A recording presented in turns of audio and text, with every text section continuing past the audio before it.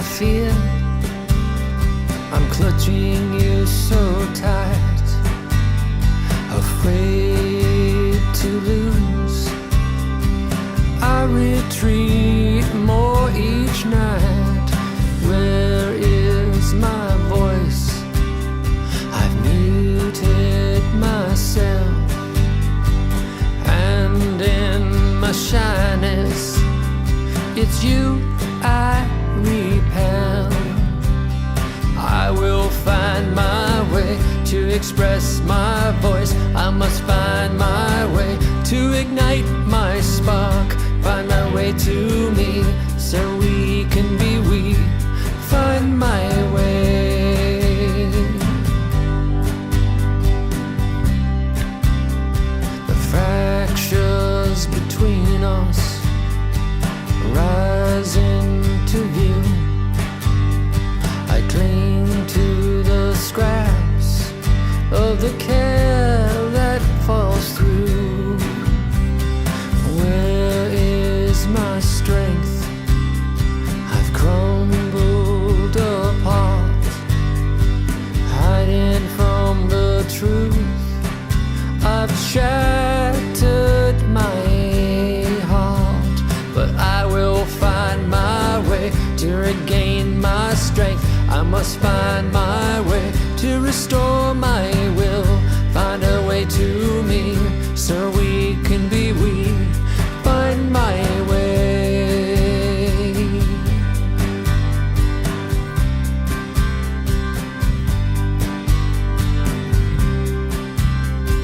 Here is this moment to take a chance, to go on alone or grow and advance.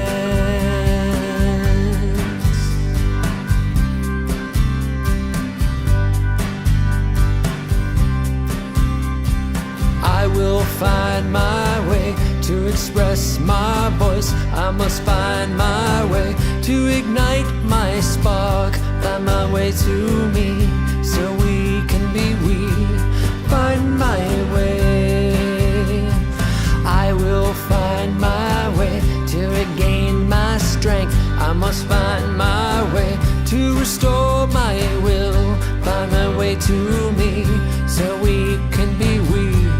Find my way. Find my way.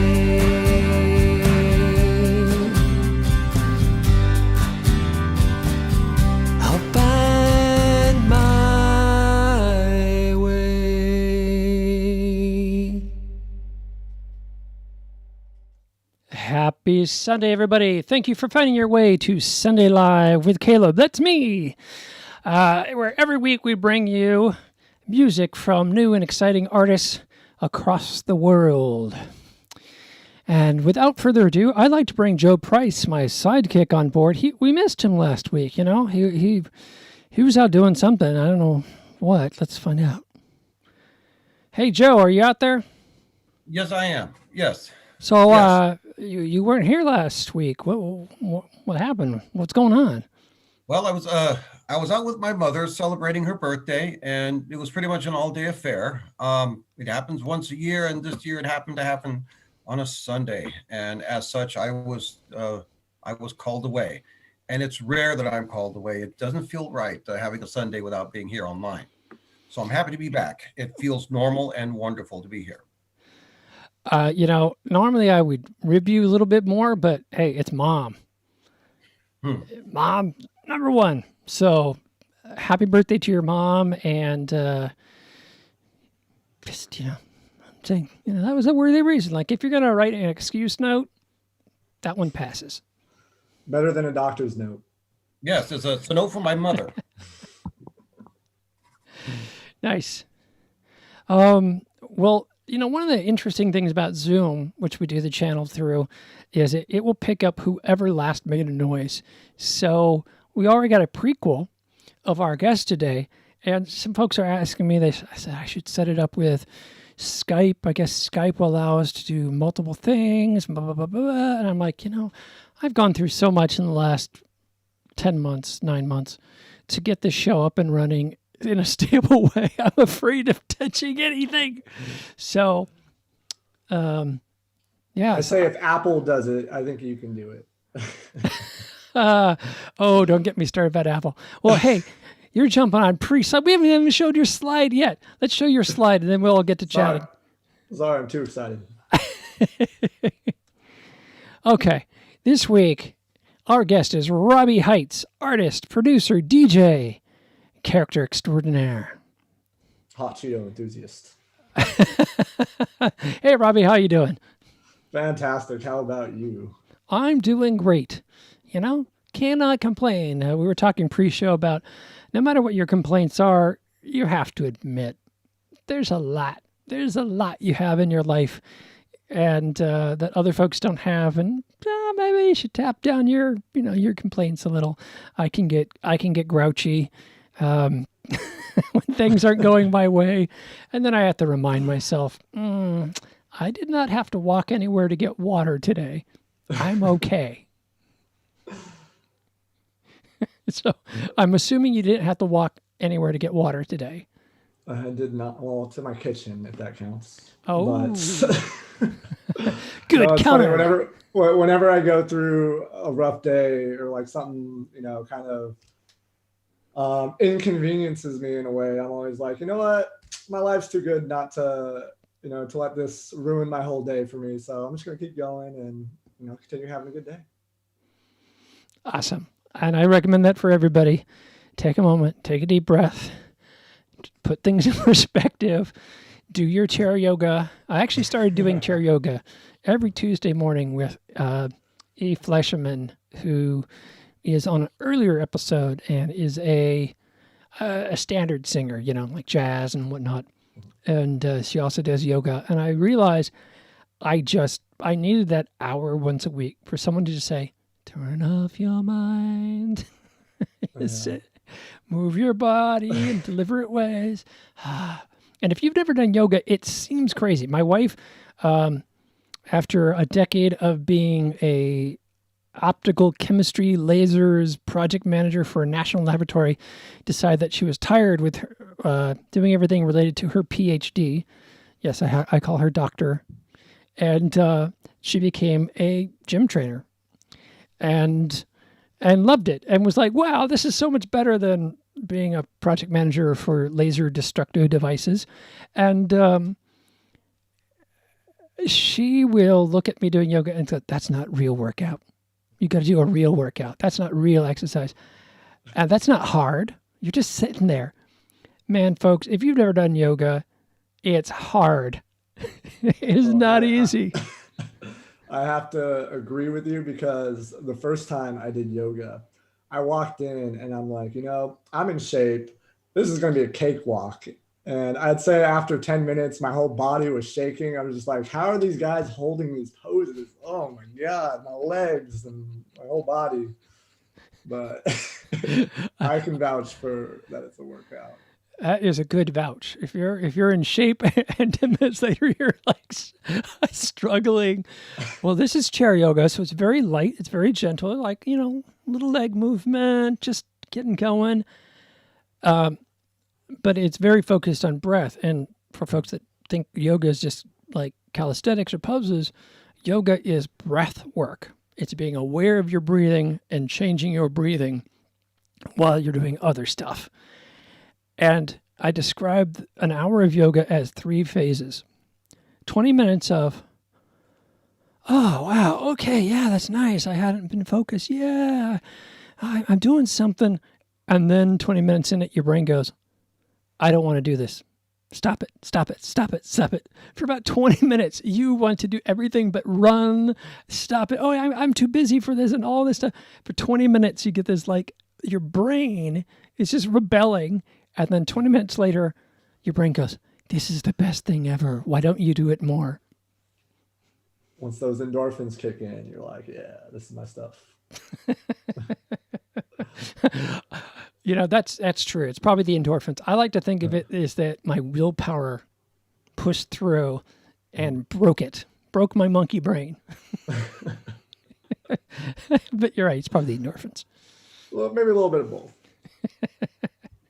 So speaking of focus and breathing, you focus, and I'm sure have to do some breathing to achieve music production. So tell us a little bit about your work. So it's funny. I probably only been doing music production for maybe about a little over 3 years right now.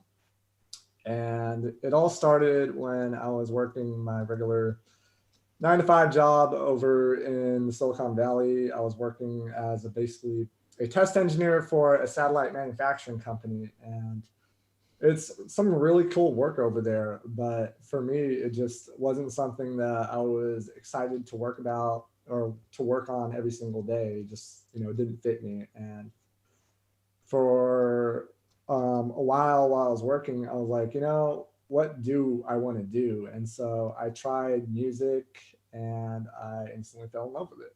Whereas like, for me, music's always been a big part of my life when it comes to getting me throughout the worst parts of my life. And, it's been there for some of the most exciting parts as well, going to music festivals with friends and whatnot. And so that's why I tried getting into music. And like I said, I fell in love with it. I really wanted to push myself to build a career as an artist. And after 2 years of working, I decided to move to LA, take some time off just to really focus on music and to start building my brand as an artist. And it's been about 1.5 years since I've lived in LA. And I just released my first single as an artist maybe last Friday. So it's kind of where I'm at with my life, is just building my fan base as an artist and seeing where I can go from there and what kind of opportunities come up for me. And folks, we're going to be getting a partial premiere of a brand new music video called Creatures of the Night during the after party. So stick around for after party, where we loosen up and we'll show you the premiere of the beginning of that music video. The rest of the episode today will be interviews and music videos, well, songs that already currently exist. And so we'll talk about the new work during the after party. So stick around for that. So speaking of your music, to give people a sense of its sound, let's play the first video, which is called Voices, and I'll see you on the other side. That was my really cool cue to just click on a button and the video would start. But I clicked elsewhere, so yeah, gotta go manual. Here it goes. Voices. I'm hearing voices inside my head. They keep me up when I lie in bed. It's like my mind is a little thread, unraveling slow since the day you left. And all I hear is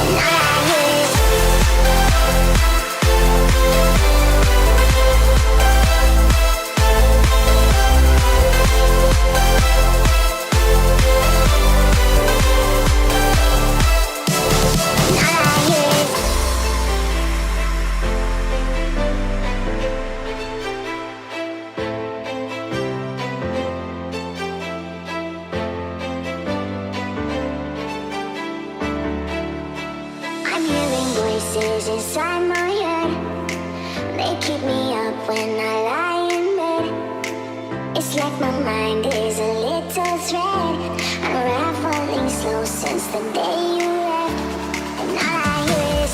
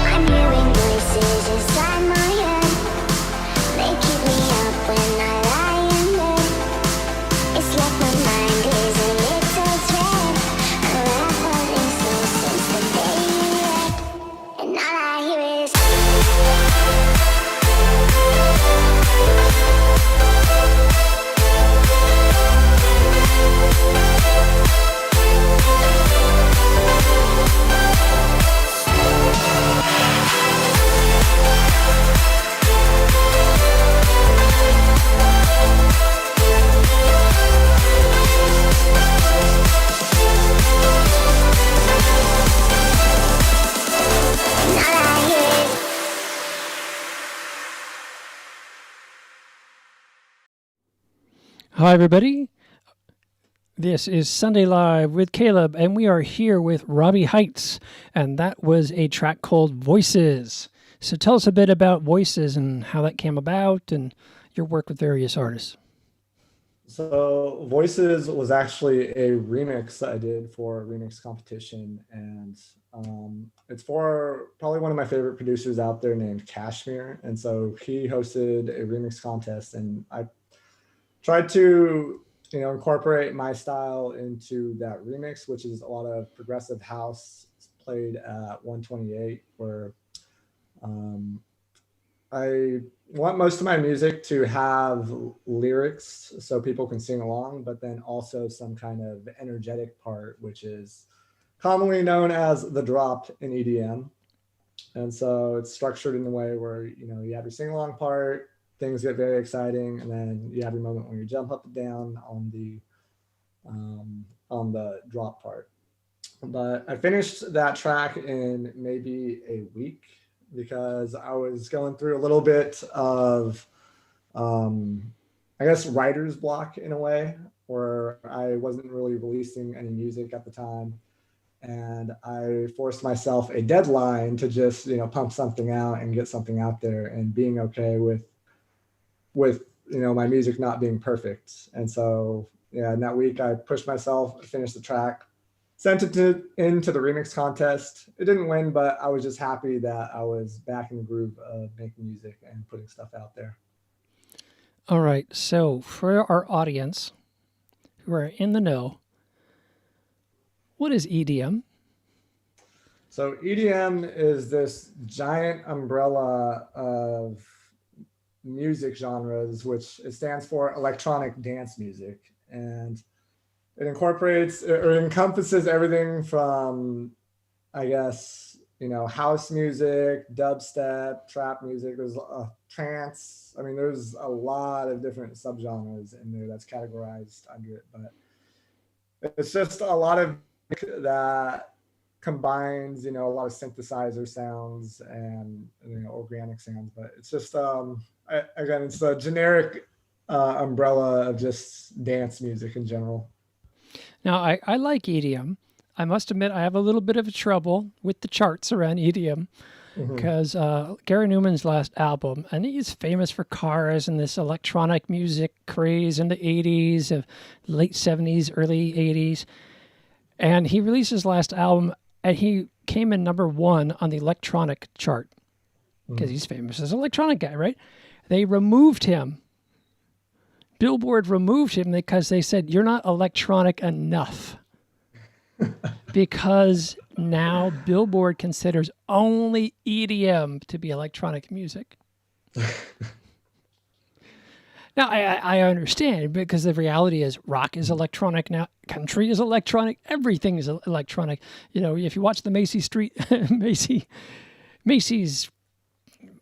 what is that thing called? Thanksgiving Parade, right? Every act from hip hop, boy bands, country, it was all like electronically tuned, processed vocals and stuff. So I understand what they're trying to get at, but that EDM. Well, what's even crazier is today, a lot of work that's starting to go viral and blow up is these crossovers that's between genres. You have people like Avicii who combine country music with EDM, and then you have this subgenre in EDM called trap music, which combined hip hop and EDM. And so that's where all these different subgenres came, and they just started to bucket everything into EDM because they didn't know what to call this fusion of music. So everything is just EDM nowadays. I think it's cool because for a long time, there was a book I had called I don't remember the name of the book. Anyway, it covered British pop music from like the 50s up through into the 90s. And there were all these electronic music subgenre, this and this and this and this and this.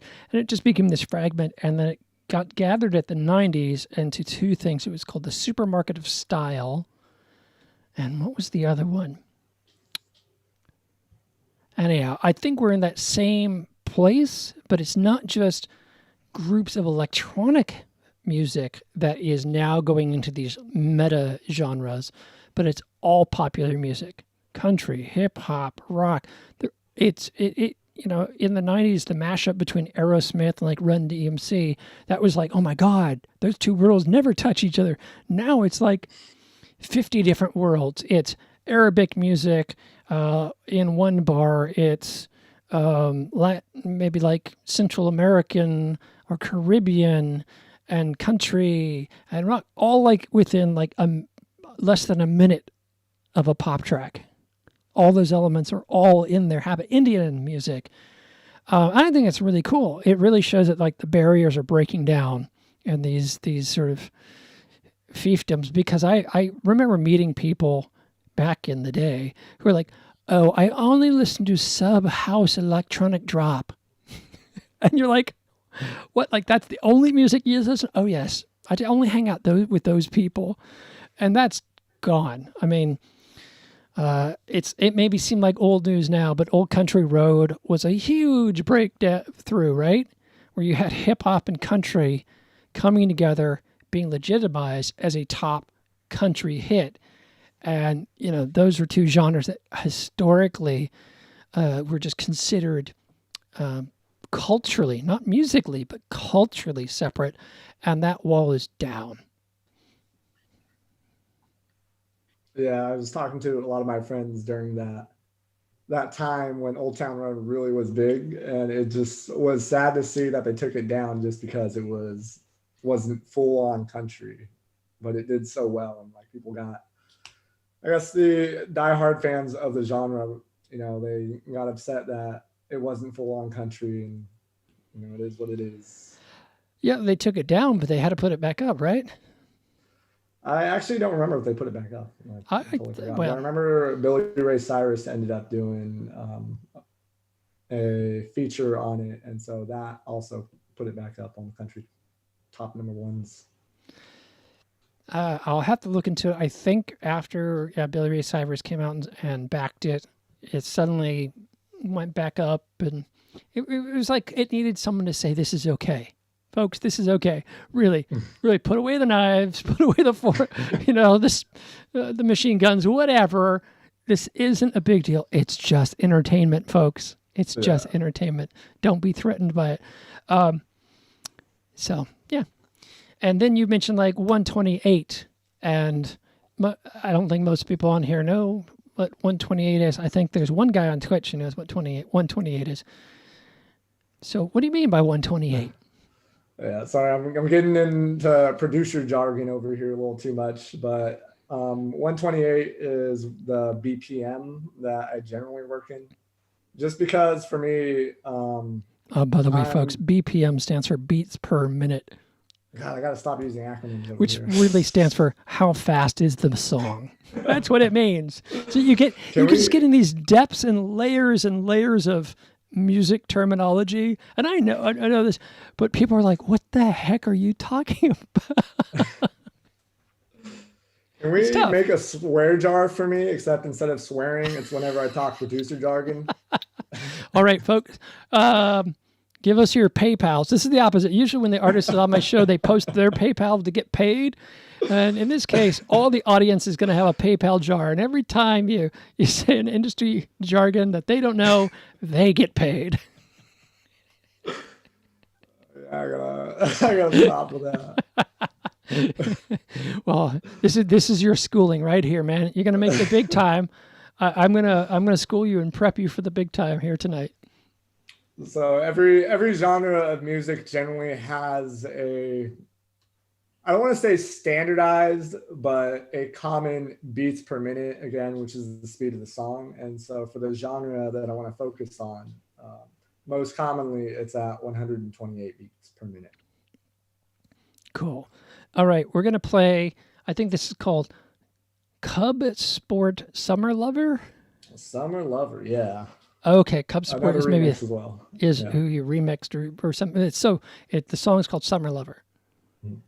Okay, so we're going to play Summer Lover, and the first thing you're going to do when you come back is tell us what the BPM for the track is. All right. You're gonna have to guess it. All right. Here is Summer Lover.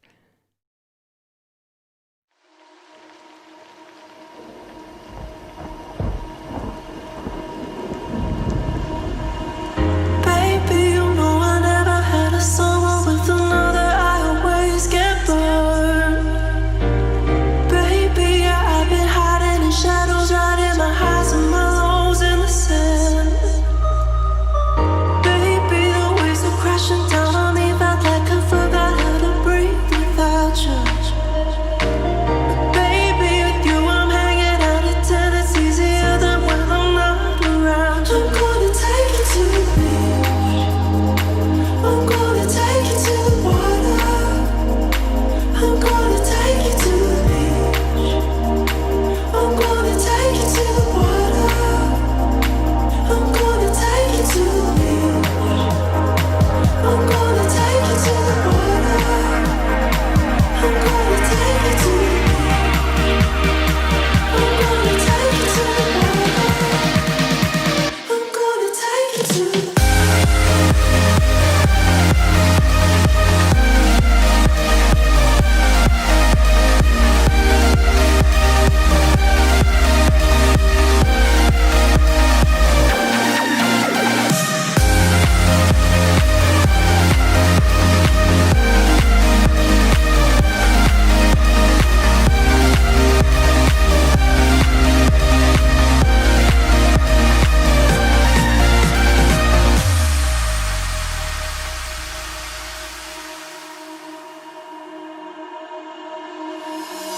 Baby, you know I never had a summer with another. I always get burned. Baby, yeah, I've been hiding in shadows, riding my highs and my lows in the sand. Baby, the waves are crashing down on me, felt like I forgot how to breathe without you. Baby, with you I'm hanging out at 10. It's easier than when I'm not around you. I'm gonna take you to the beach. I'm gonna take you to the water. I'm gonna take you to the beach. I'm gonna take you to the water. I'm gonna take you to the beach. I'm gonna take you to the water. I'm gonna take you to the beach. I'm gonna take you to the water. I'm gonna take you to the beach. I never had a song. I'm gonna take you to the water. I never had a song. I'm gonna take you to the water. I never had a song. I'm gonna take you to the water. I never had a song with a lover. I'm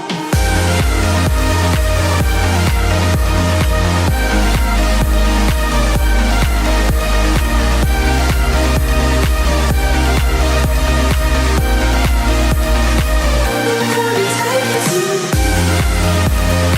I'm gonna take you to the water. I'm gonna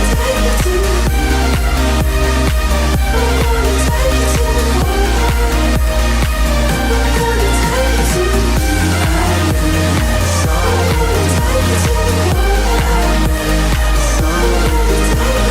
the beach. I never had a song. I'm gonna take you to the water. I never had a song. I'm gonna take you to the beach.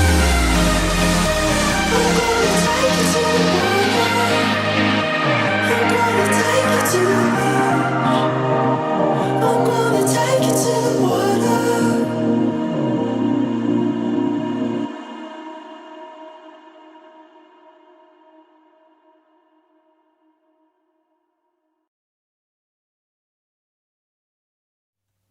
That was Summer Lover, and we are here on Sunday Live with Caleb, and our guest today is Robbie Heights.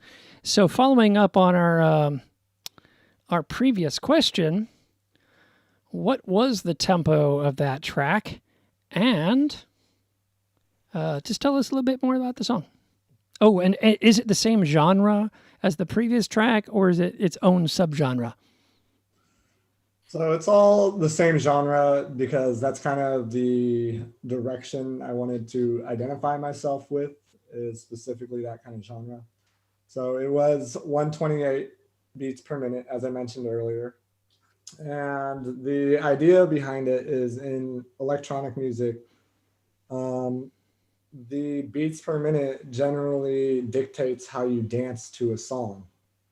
And 128 beats per minute specifically is the tempo at which you're supposed to jump to. And so whenever you listen to music, I feel like the drums really has the biggest influence on how people dance to it. And so you have what's known as a 4 on the floor kick playing on the drop section, which is you're supposed to jump to.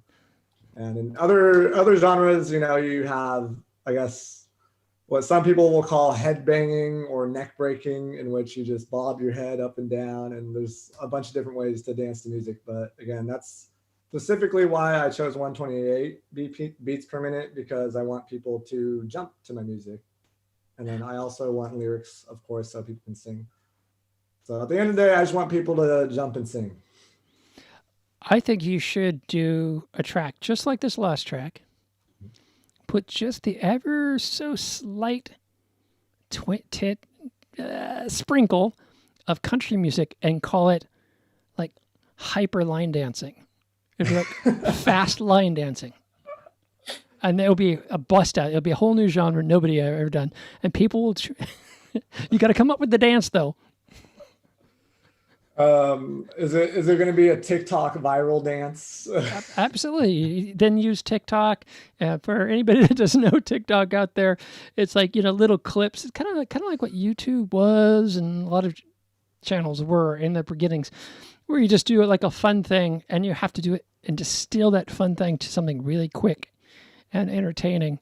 So yeah, I think a TikTok of, we'll call it dub line step. Oh, That could be the new trend right there. And literally everybody will do that, like the cross. You got to get the country boots on. You do the crossover heels. I don't know if you're familiar with line dancing like I am. But you do the crisscross and the kick, but then you start jumping. Now that I think about it, why has no one thought of country music and dubstep? Now, that could be an amazing... Absolutely. Because a lot of dubstep can be down tempo from this speed. So,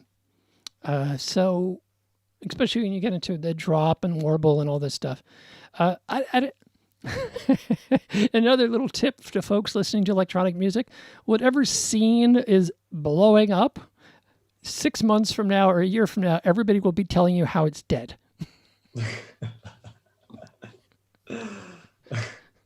I had never heard of dubstep, and I'm suddenly a friend's like, one of my karaoke friends was like, "Oh, come onto the Greek Theater in Berkeley, this massive arena place." I'm like, I kept hearing what he was saying, but I'd never heard of it, so I didn't know what words he was using. Dubstep. I thought that was the name of the band, Dubbits. And then all of a sudden, you see a whole arena of people going crazy for this music that I'd never heard before. And there's nobody on stage. It's all just a set. And every once in a while, a light would come on in one of these cubes, and you'd see a guy in a spacesuit look like he was DJing in slow motion. And that was it. It was the first live concert in a big arena that I'd been to where there was no one most of the show visible. Wow.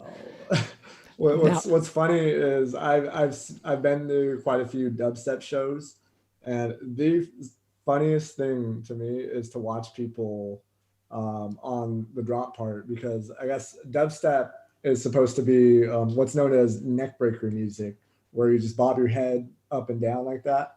And it's just amazing to see the whole crowd in sync going like the same motion back and forth with their heads. It's just hilarious to watch. Oh, I go far back enough to punk days, so seeing everybody bob up and down like on a pogo stick, it's a thing. You're in sync with your music of your time and genre. The guy came out after the show. It was more like going to a theater production where like the director and everybody comes out on the show. So the guy walks out on the show and he's actually in a spacesuit. And I just figured that was like video because it was so blended in with everything else that was happening on these projections. I just thought there was no one in the show, and it was just, video being projected there at times. But he walked out on the stage. He was actually in there doing something, Wait, touching the question, laptop, doing email, Was it a spacesuit or was it a mouse hat, like a Mickey Mouse hat? Oh, no. This was a spacesuit. He had no helmet on. It was like an Apollo white spacesuit. Oh. With his head out, and it was whoever was famous in, that had to be like at least 5 years ago, so maybe 7 years ago. And it was like roughly the first year after dubstep really took off at Burning Man and all that stuff. And he was a famous name, but I don't remember it. Because it was the Greek in Berkeley, which is big.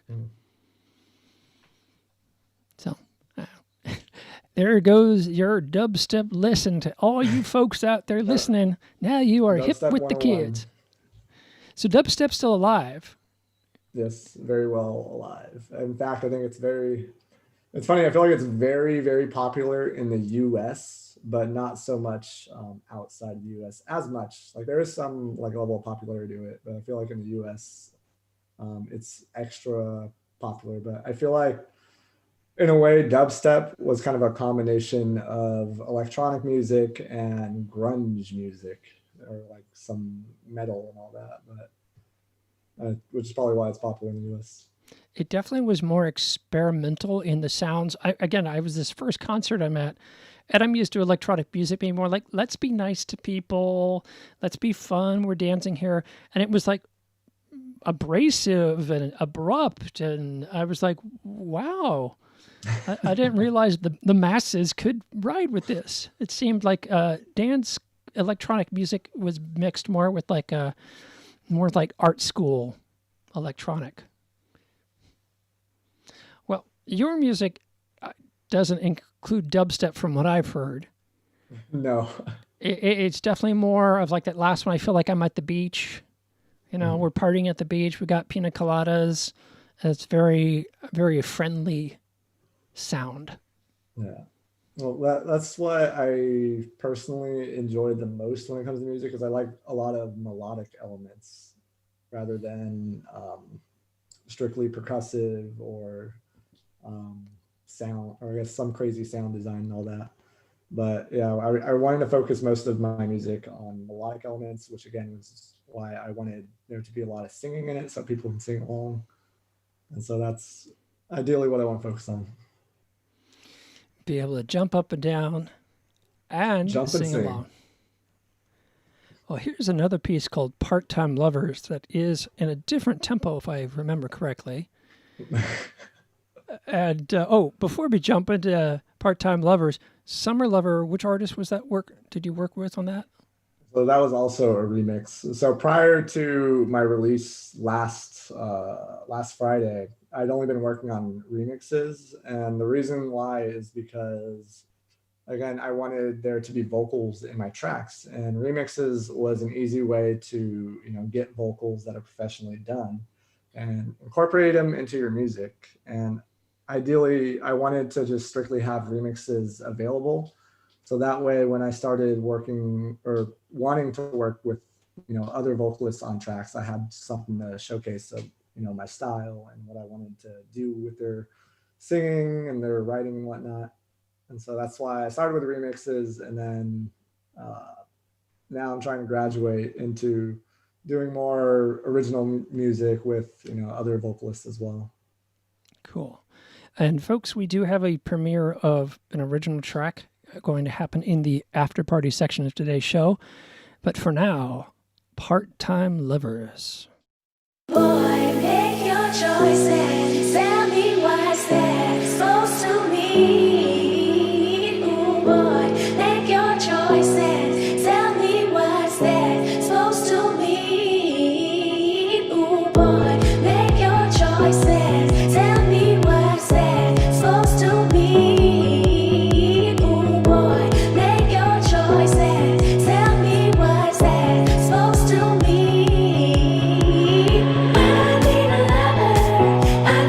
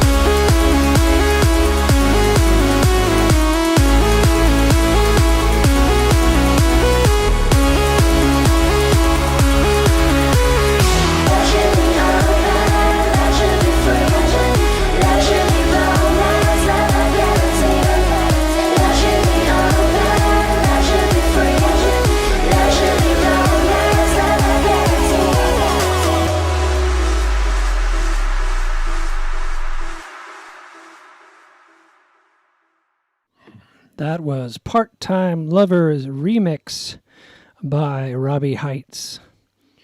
So what was the background on this track? Was this the same artist or a different artist that you were working with? Also, another remix for a different artist. So I think maybe half of the remixes that I have posted are from this website called Skio. And on Skio, they host a ton of different remix competitions. And so the original track, I think, was a little more jazzy. And so again, I wanted to incorporate a little more dance elements into the track and put it up to that 128 beats per minute as well. Now, the vocals originally weren't that fast? No, I think they were slower before, so I might have sped them up just a little bit. Well, when you say jazzy, I'm thinking like, wanna be a part-time lover. And you're like, I'm a part-time lover. I was like, it's a nice little slow mellow track. Let me see if I can, spice it up a bit. Nice. Well, you achieved that. Your remixes bring in so many elements of so many different electronic artists that I like. I was mentioning Empire of the Sun, Goldfrapp, maybe even a little bit of Fisher Spooner. Obviously, the 50 million top electronic DJs from the 90s to present are all in there. I must admit, I tend to remember electronic bands more than DJs. Who did the track We Are Your Friends?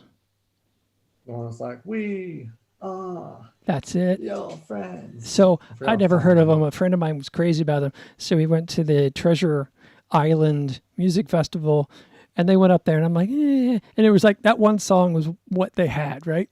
Yeah. And the entire stage was just a big prop that made it look like 20-foot high Marshall stacks. Mm. And the two guys were standing up there. You couldn't even see their hands. Their hands were hidden. And you just saw chest up. And supposedly the two of them might have been working a turntable. But I think one was answering emails and the other one was listening to music on his iPod and, cashing the check. But it was that. And I'm like, really? That's the only lyric in the whole song? But man, it just, the song worked for people. It had 3 words. And I went, this whole singer-songwriter thing, I'm in the wrong business. You craft this lyric and a rhyme and set the chorus and the verse, the pre-chorus, the chorus, the bridge, the outro, and you get up there and you sculpt an electronic beat that makes everybody happy and you just shout, "We are your friends" a few times. Gold. Well, let me get into another subgenre of EDM, electronic dance music. There was a time where this genre called big room was really popular, and so it would be 90% instrumental up until the moment right before the drop hits, which is again the most exciting part where everyone's jumping up and down to, and literally it would have some crazy build up section, and right before it hits there would be one phrase or one word that happens right before it, and then after that everyone just goes crazy. I'm old enough I can remember when Kate Bush put out this song "Running Up That Hill" and the album it was from, there was another single on there called it was about Wilhelm Reich and the Organon Institute in upstate New York and all of his work in psychology, human sexuality, biological energy. What was that song? Oh, the song was called Cloud Busting, which was the last technology that this guy made before the U.S. government threw him in prison and he died. And it's written from the son's point of view, the U.S. government coming to throw him in jail for basically technicalities on experimenting with energy. And the main song,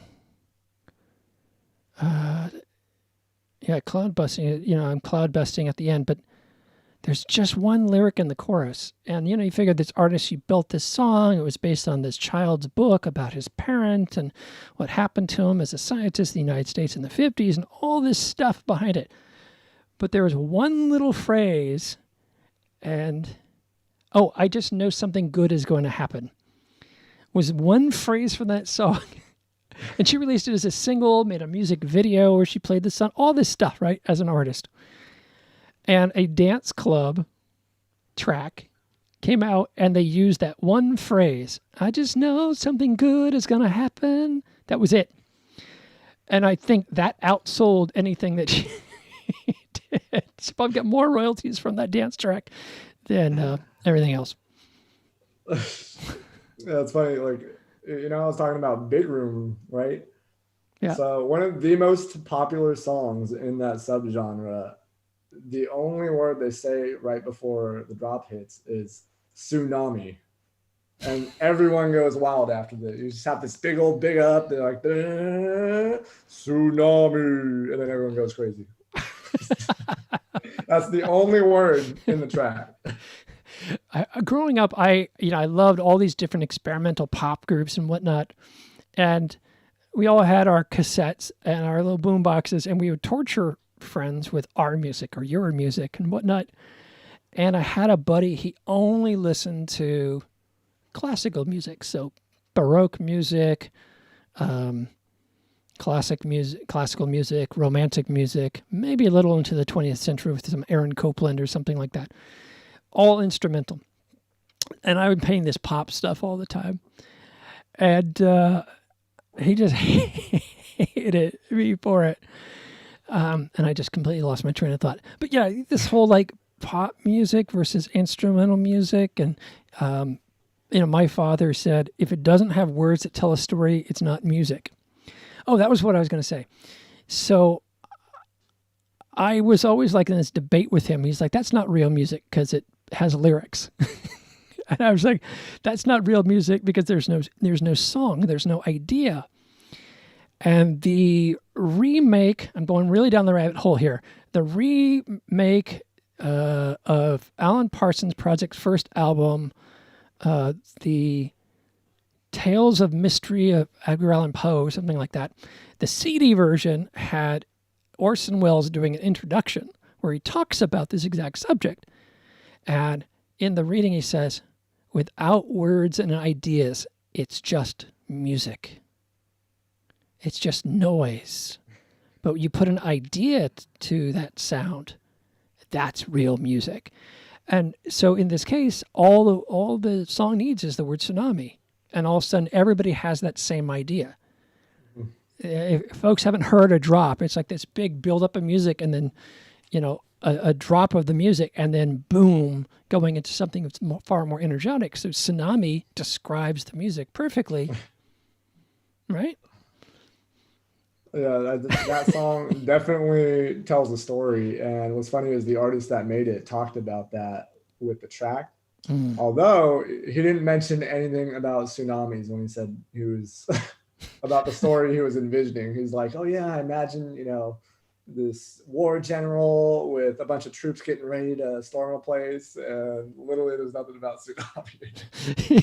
I do agree. The whole idea of bringing in a story element into your music really helps people not necessarily relate to it, but be able to what's the word I'm looking for? Not connect consume it, but connect to it in a way where like being able to tell a story through music, and it doesn't need words or lyrics to do that. I feel like.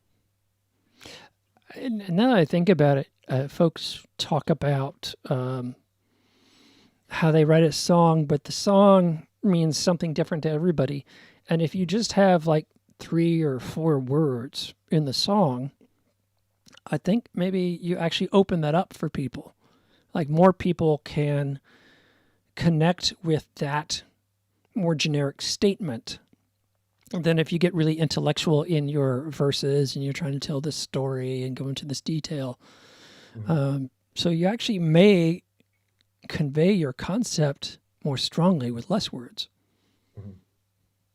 Well, what's interesting to me is in, I guess, the electronic music that I like, it is very vague and less specific as to, what a lot of the artists are singing about in the tracks. It'll be like some kind of generic love story. But then on the other spectrum, you have genres like hip hop, where they get very specific into what they're talking about. And right now, I want to say the most streamed music on Spotify is hip hop. And so it's interesting, how there's success in going either direction. Now, hip hop for a long time has been like number one, right? Mhm. And so for the folks that say, "Oh, I don't like hip hop," it is like the number one popular music, or at least the most influential music on all the other genres of music. I manage a band up here in Seattle, and hip hop infuses every single track. Even the spoken word track has hip hop as an influence, and the album has influences of disco and funk and rock and country, Americana rock, and I would say that hip hop has been the most influential American genre of music of the last 30 years. I would have to agree with that. Yeah, and if you say, "Oh, I don't like hip hop, I don't relate to it," there's probably some hip hop out there that you're okay with or that you can connect with. For me, my breakthrough, I was talking to a guy, I said, "I don't have a favorite hip hop album." And I said, "Recommend an album." And he knew a little bit. I like, concept albums and that kind of have a beginning, middle, and end, take you on a journey. And he recommended Black Alicious, The Craft. And that was like, that broke me through. I'm like, I have my in now. A lot of hip hop is almost jazz oriented, like Diggable Planets or Fugees, or even Tribe Called Quest. And it has such a jazz groove to it, and it flows really, really well. And I find a lot of the best stuff that I like tends to be 90s centric. And it's fantastic. The jazz element just makes it go on. It gives it a world and a story and an atmosphere all its own. Very dreamscape like. There you go. Our mysterious sidekick, Joe Price, on hip hop. Breaking you through. All you jazz fans out there, now you know where to go to. Joe, before you vanish into the ether again, what would be like one band or artist in that sort of jazz hip hop space that you could recommend? Oh, that's tough. I like Diggable Planets. And I like a Tribe Called Quest. You just, but even with Digital Underground, that's very party oriented, and it's very underground and street oriented. And that's if Diggable Planets is jazz, then Digital Underground is almost the bebop of hip hop, if you will. It swings really well. It's great for dancing. It's great for listening. It's almost meditative, sitting here listening to Do What You Like. And it just, it's a prayer with a pulse. So we got Digital Underground, Diggable Planets and Digital Underground. I think they're two opposites that play off each other really, really well. All right, so folks, check out Diggable Underground, and I will take that to listen to. Diggable Planets and Digital Underground. Digital Underground, Diggable Planets. Yes. I got it. Okay, so Diggable Planets, that appeals to me. I'm a sci-fi head, so I'm going to go listen to that. Digital Underground I've heard about for years. So, folks, go check those out. But we do have a guest here today, and we've completely ran away from Robbie's work and talking. No, but we want to give some bring context. Joe back in the conversation. Yeah, we wanted to we had a great conversation pre-show with Joe. So Joe will be back. Typically, he's more present in the after party. So I do want to play another remix for you. This is My Love Is Gone.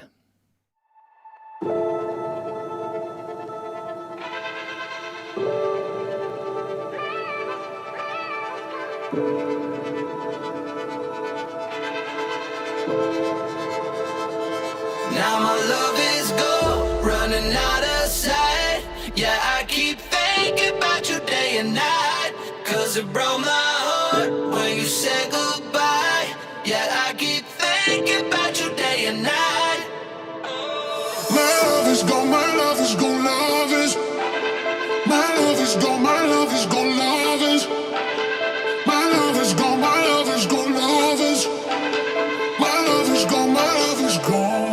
Now my love is My love is gone, my love is gone, love is.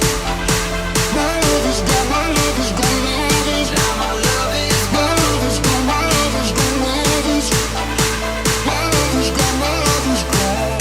now my love is gone. Now my love is gone. Now my love is gone. Now my love is gone. Now my love is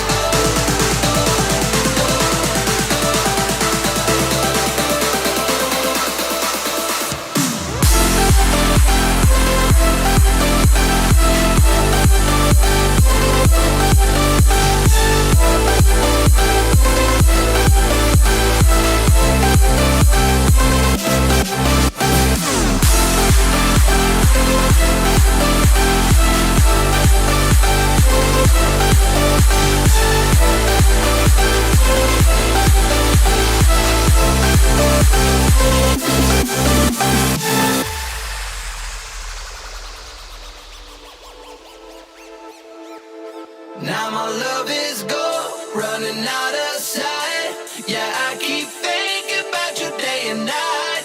Cause it broke my heart when you said goodbye. Yeah, I keep thinking about you day and night. My love is gone, my love is gone, love is. My love is gone, my love is gone, love is. My love is gone, my love is gone, love is. My love is gone, my love is gone. Now my love is My gone. love is gone, my love is gone, love is. My love is gone, my love is gone, love is. Now my love is My love is gone, my love is gone, love is. My love is gone, my love is gone. now my love is gone. Now my love is gone. Now my love is gone. Now my love is gone. Now my love is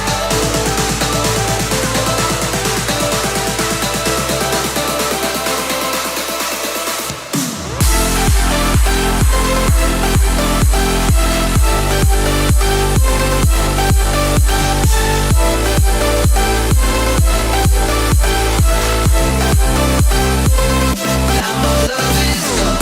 Running out of sight. Yeah, I keep thinking about you day and night. Cause it broke my heart when you said goodbye. Yeah, I keep thinking about you day and night. Now my love is gone. Now my love is gone. Now my love is gone. Now my love is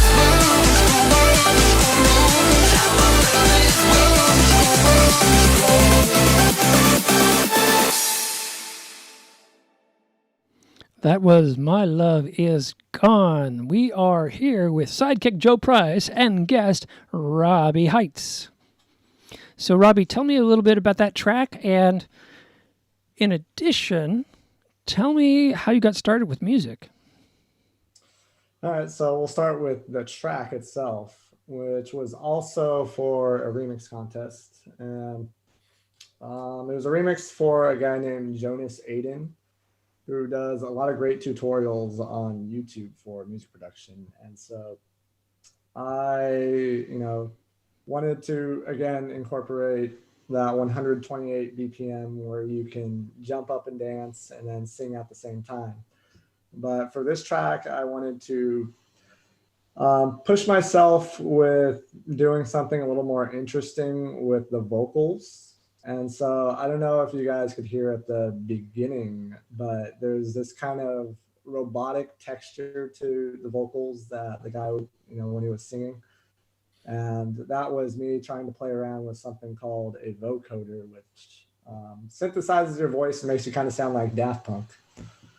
But that, again, also finished that for a remix contest, and then I sent that in. But I I didn't win the remix contest, but it was the first track that I had made where like I started sending it out to some YouTube channels, and they actually really liked the track and posted it on their channels. And it was it was the first kind of little, I don't want to say like success, but like the first, I guess, milestone for me where I was getting my music out to an audience outside of, people that I just knew, and like getting other people's reaction to it. So that was really exciting. In terms of what or how I got into music, it started when I went, well, I guess it's always been something that's interested me, where when I was in college, I got my degree in electrical engineering. And while I was doing my degree, I'd been I was that guy who, when he was studying, he was just blasting a bunch of electronic music, bobbing his head up and down. And, as I was listening to it, I got really inspired, and I was like, what? I really want to try making this kind of music. And one day, like I started looking up some tutorials and tried to get into it. And I opened up at the time, I'd opened up this trial version of FL Studio, and I was just lost. And I played around in it for maybe like an hour and called it a day. At the time I was really busy, of course, with school. And so I knew if I wanted to get into music production, there was no way I could juggle it with school. And so, I stopped music production in general after that 1 hour I put into it. And got like really focused on getting my degree. And after working again for like maybe a year, that's when I said, what, I feel like I can get into music now that I have more time and, the resources to get into it. And I think what really inspired me was going to this music festival with like a lot of my good friends. I don't know if you've heard of the Electric Daisy Carnival, or EDC for short. But it's this giant electronic music festival out in Vegas, which is literally from like 7 a.m. till 5 a.m. You're basically just dancing and listening to music with a bunch of, a giant crowd. But going there, has been some of, my best moments of my life, where I had, the most fun. I had the most stories to tell people. And when I got back, that's when I was like, what? I'm just gonna go for it and get back into music, because I kind of want to be that person who can create these moments for other people as well, because I've gone through it. Now I'm ready to try to recreate it for other people. Well, you're doing a great job, and I just love this. And we originally probably crossed paths at the Silicon Valley Laptop Producers Group there in Santa Clara in California, with shout out to Forrest and Gene. Forrest, who's on an earlier episode, check that out. And really from there, it was through Forrest that I was reaching out for having people on the show, and that's how I connected with you to be on the show. And so that was all relatively recent. So when was that first moment when you said FLA? FL, which I've not FL used, Studio. I've heard of. Mm-hmm. So how many years ago was that? So that was when I was in college, maybe like 5 or 6 years ago. Mm-hmm. And, when, that was me when I was still trying to get my degree. And again, I'd opened up FL Studios and, tried it out for a day. And I was just like, yeah, there's no way I'm going to be able to understand this and juggle school at the same time. And so after that, I hadn't touched like anything music related until maybe, again, like a little over 3 years ago, which is like a couple years after I graduated. So you had to... So I was part of that active in Santa Clara. That had to be a year and a half ago, 2 years ago. Mm-hmm. So you would have just gotten started when I heard your first pieces. Yeah, I was going to say, I found the music group after I'd been producing maybe for like a month or two. And Wow. so literally it's funny to see how like it's only been 3 years. 3 years ago I didn't even know what a major scale was. And you know, and so that music group has seen me, grow from a guy who doesn't know what he's doing to someone, who can actually put something together now. And a shout out to Gene because Gene's the kind of guy who, in his review, will say, at measure 58, that third note I think is a half step off, and that will be your review on your song. Did you ever get that from Gene? All the time. Like I love Gene. He gives me like the real like feedback that I need. Man, I'm thinking, even I produce this music and it kind of washes over. I don't know what measure 48 is, man. No, there's been times where I will show up to the meetup group, and there's one time Gene told me to try to humanize my pianos because it sounds like a robot's playing them, and I'd show up maybe like a couple meetups later and be like, shit, like I didn't do my pianos. I'm gonna get that same thing from Gene, and it's really pushed me to try to be better about editing my midis and all that and changing the velocity of things so that way they sound a little more organic. But he's the tough love that I need to be better. And completely agree. And it's not just electronic music. Every genre of music, Gene can parse. He hears all the elements, and it's just astounding his skill set. And it's such a wonderful gift to have a community like that, and to bring your music to it and get all this feedback, this wide-ranging feedback from, that felt good just on the feel level, into all the way down into the woods and the detail. And then you can go back and with all of that, maybe like 40 people's review on stacks of paper, and really perfect your work. It's an incredible community. It's like it's such a great community. Like really for me, that meetup has brought me so many opportunities where like I've met Forrest and I've worked with Forrest before. She is like an absolute sweetheart, but she pretty much hired me for a mix engineering job. And it was the first time I'd ever worked as a mix engineer before, because I'd only been working on my music, and so it was like a great opportunity to work with her. I've also done a couple collaborations with people in the groups, and in fact I'm doing a collaboration right now with someone I think is in the chat, Tiana, who is a talented producer and vocalist. And so shout out to Tiana. She is over on the YouTube chat. Yeah. And so again, I've had a chance to work with her on a lot of music, and that's like all these opportunities came from that music group where, I'm not only showcasing my music, but also, talking to people about their tracks and meeting them as well. And a lot of it inspires collaboration, which is really great. Folks, if you want to do something, get out there and start meeting people. If you're a total introvert, just start playing with the tools. There are so many tools you can open, and some will be like FL, where you're like, oh, what am I looking at? I have no idea. And some like one of my attention deficit favorites, Acid Pro. It's like you can just dive in and start painting music and building something up from there. And then once you feel comfortable and you get an idea of the structure of the music, then you can dive into actually tweaking the sounds and building the sounds originally in another application.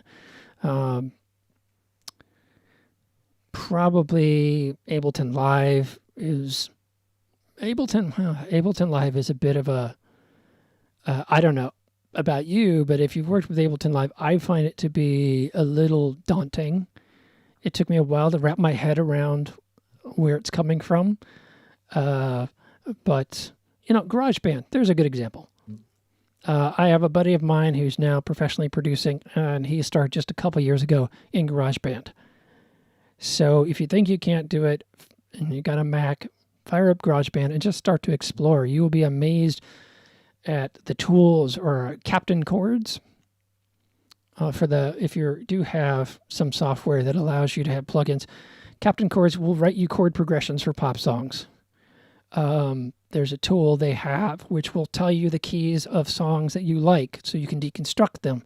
There's just so many different angles to get into music today, and then from there you can dig as deep as you want. So, speaking of digging deep, let's go into Liberated.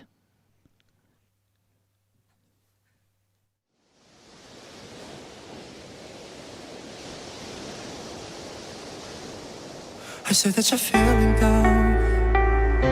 How life can get so complicated. Emotional elevators, they always seem to bring you down. I see the fire inside your eyes. I'm feeling all of it. Don't need to hide from letting go. You know I'm here for you. So many times I try to be there for you, I die, but you just close your eyes. I wanna show what makes your life so beautiful. Oh, I know that you'll be fine, but I see you're going through it. If you wanna be alive till you find the one within you, tell me now what's on your mind. Tell me now so I can be there, 'cause I know that you'll be fine. Everything will be alright.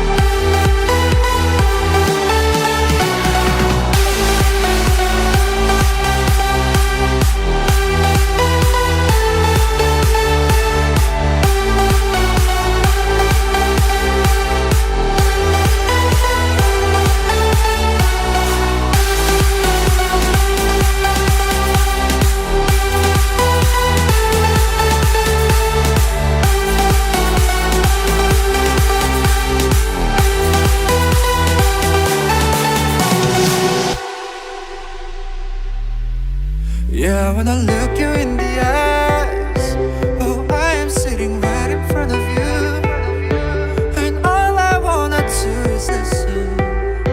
This love is all I really wanna share. So many times I try to be there for you, I die, but you just close your eyes. I wanna show what makes your life so beautiful. Oh, I know that you'll be fine, but I see you're going through it. If you wanna be your life till you find the one within you, tell me now what's on your mind. Tell me now so I can be there, 'cause I know that you'll be fine. Everything will be alright.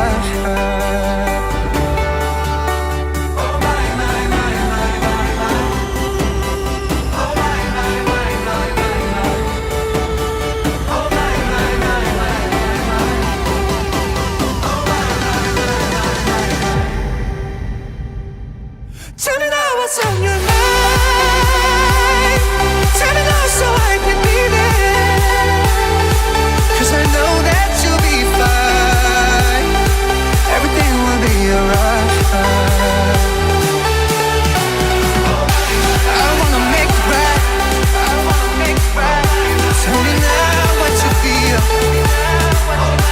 Tell me now I am here.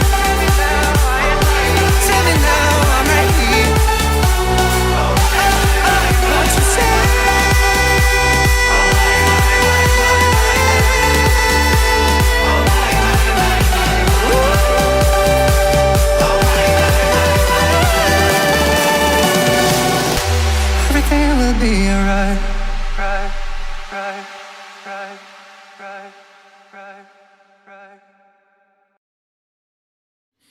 That was Liberated. And yes, folks, everything will be all right. Just hold on to your hats, count your blessings, be nice to each other, and everything will be fine.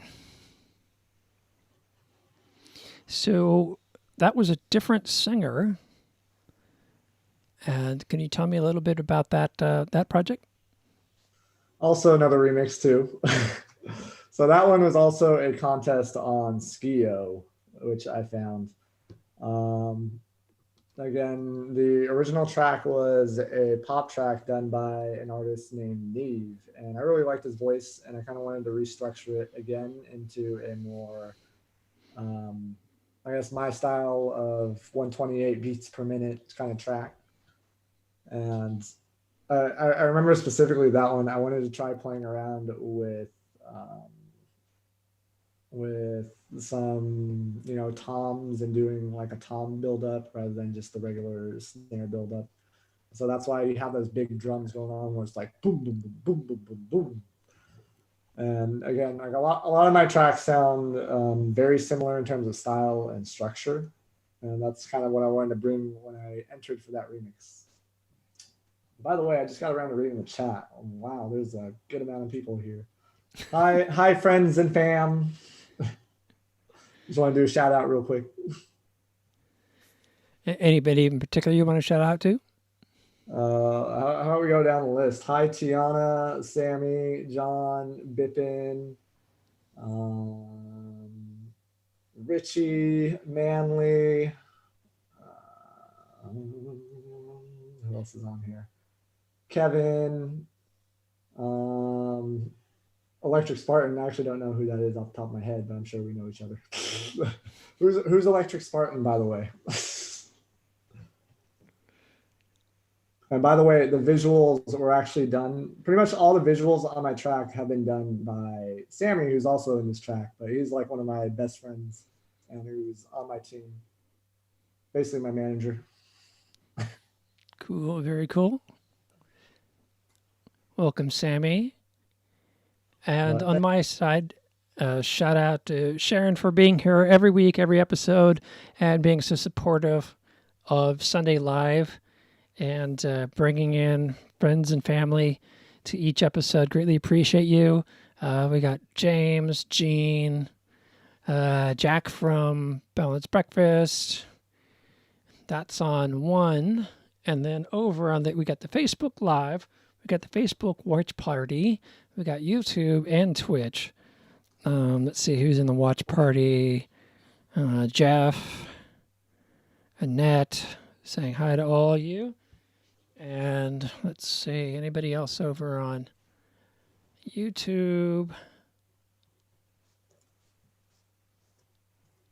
Somehow, price you pay. Thank you, everybody, for being here on Sunday Live. Every week we bring new artists to your attention, play videos, play tracks, have a nice conversation, and just kind of lighten your mind for the week. That's how I see my job. The whole show started when, after COVID, a friend of mine said, you should do a weekly show where you bring people on, play your own music. And I played my own music for a few shows, and after a while I was like, I want to bring on other people. And that's evolved in the show you see today. And then Joe joined to be the sidekick, and that really set the form of the show that is today. So please do check out my page, just Facebook Caleb, Kalib page. You'll see a picture of me with a microphone singing. And check out the event on that page for a schedule of all the upcoming artists in December. We will start booking for January soon. So this is the main part of the show. And at this moment, I get to do something called Mystic Moments. So hang on to your hats. We'll be right back with Robbie. Folks, it's your Mystic Moment of the week. And this week's theme is Love Surrounds Us. In these times, it's sometimes challenging when something that you think you had, or you should have, or belonged to you might be taken away or less accessible to you. you could feel like your connection with love has gone away. But the reality is love surrounds us all. It is ever present, and there are people who you don't know who are being loving and thinking about you right now. If anything, my years in music has taught me it's that. Just this weekend, my wife and I were way too busy to do Thanksgiving, so we had like some turkey salad sandwiches, and briefly said thanks to each other. And the guy across the street, who's a cook, showed up the next day with full on turkey dinner leftovers, the cranberry sauce, the green beans, the turkey, the stuffing, the chocolate cake that's amazing, and said Happy Thanksgiving. I didn't expect that. I didn't know that caring and loving was just across the street. So you never know when that's going to happen. Your job isn't necessarily to go find it. It's just to be open to it when it comes and know that it's out there. And if you're ever going stir crazy during these times, feel free to reach out to me on Facebook, watch the show, join in the chat to some people who are, chatting on the show on the different platforms, make new friends. There's limited list possibilities. If you're into music, do check out the Balanced Breakfast group that I co-manage with the founder, Stefan Aronson. On Facebook, we do a bi-weekly 2-hour chat where we talk about our music projects.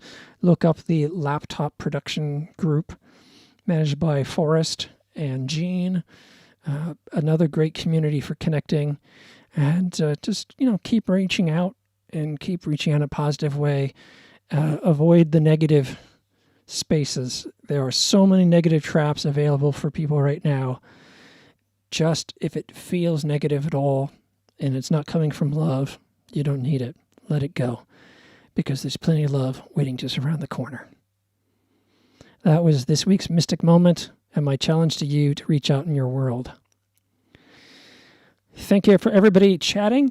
If you have any questions for Robbie, please go ahead and post in the various chats on the various channels. They will appear here in this aggregate. And we are going to go into the after party and find out what is in store for Robbie's new project and see a glimpse of part of the new video called Creatures of the Night.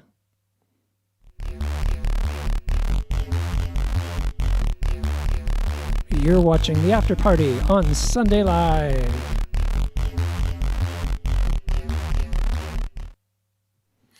This is Sunday Live, Robbie, where if you've been, you had your top button on your shirt done, you can loosen up now. We're like, oh, okay, the main interviews happened, we've gotten to know each other, now we can just chill out.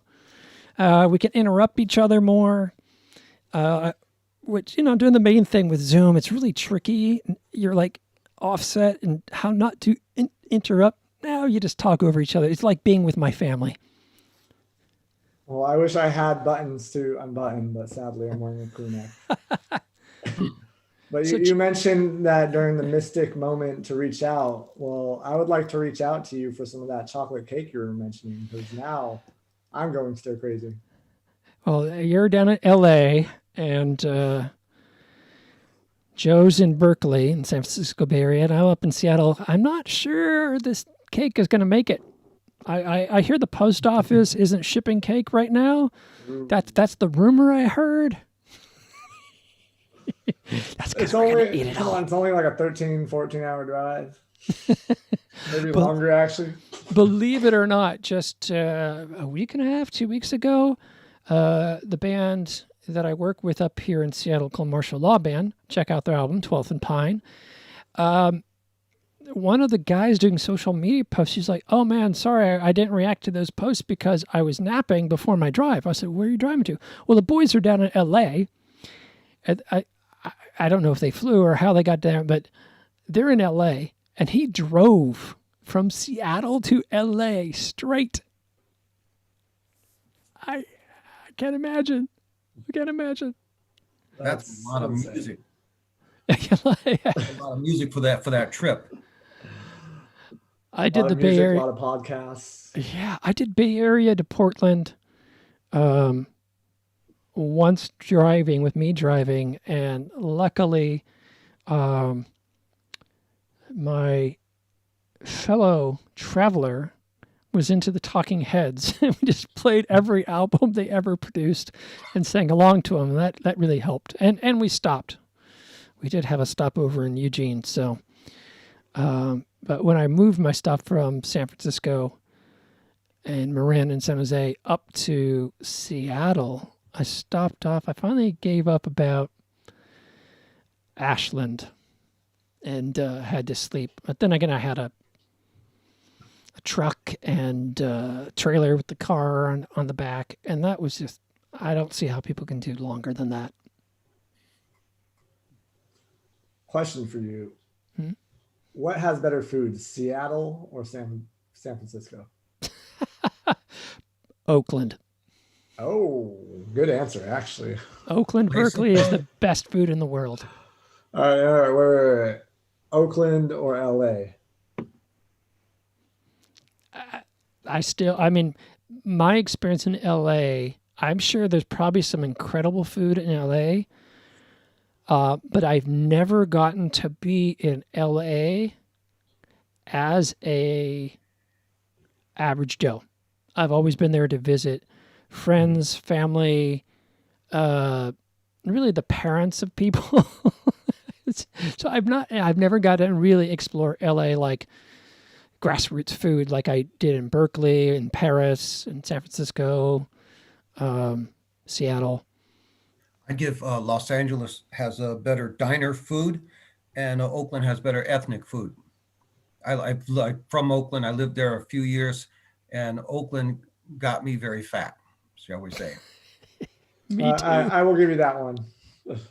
But my experience is LA food is amazing for me. The only thing that I haven't found good in LA compared to the Bay Area is Indian food. And I love Indian food. San Jose.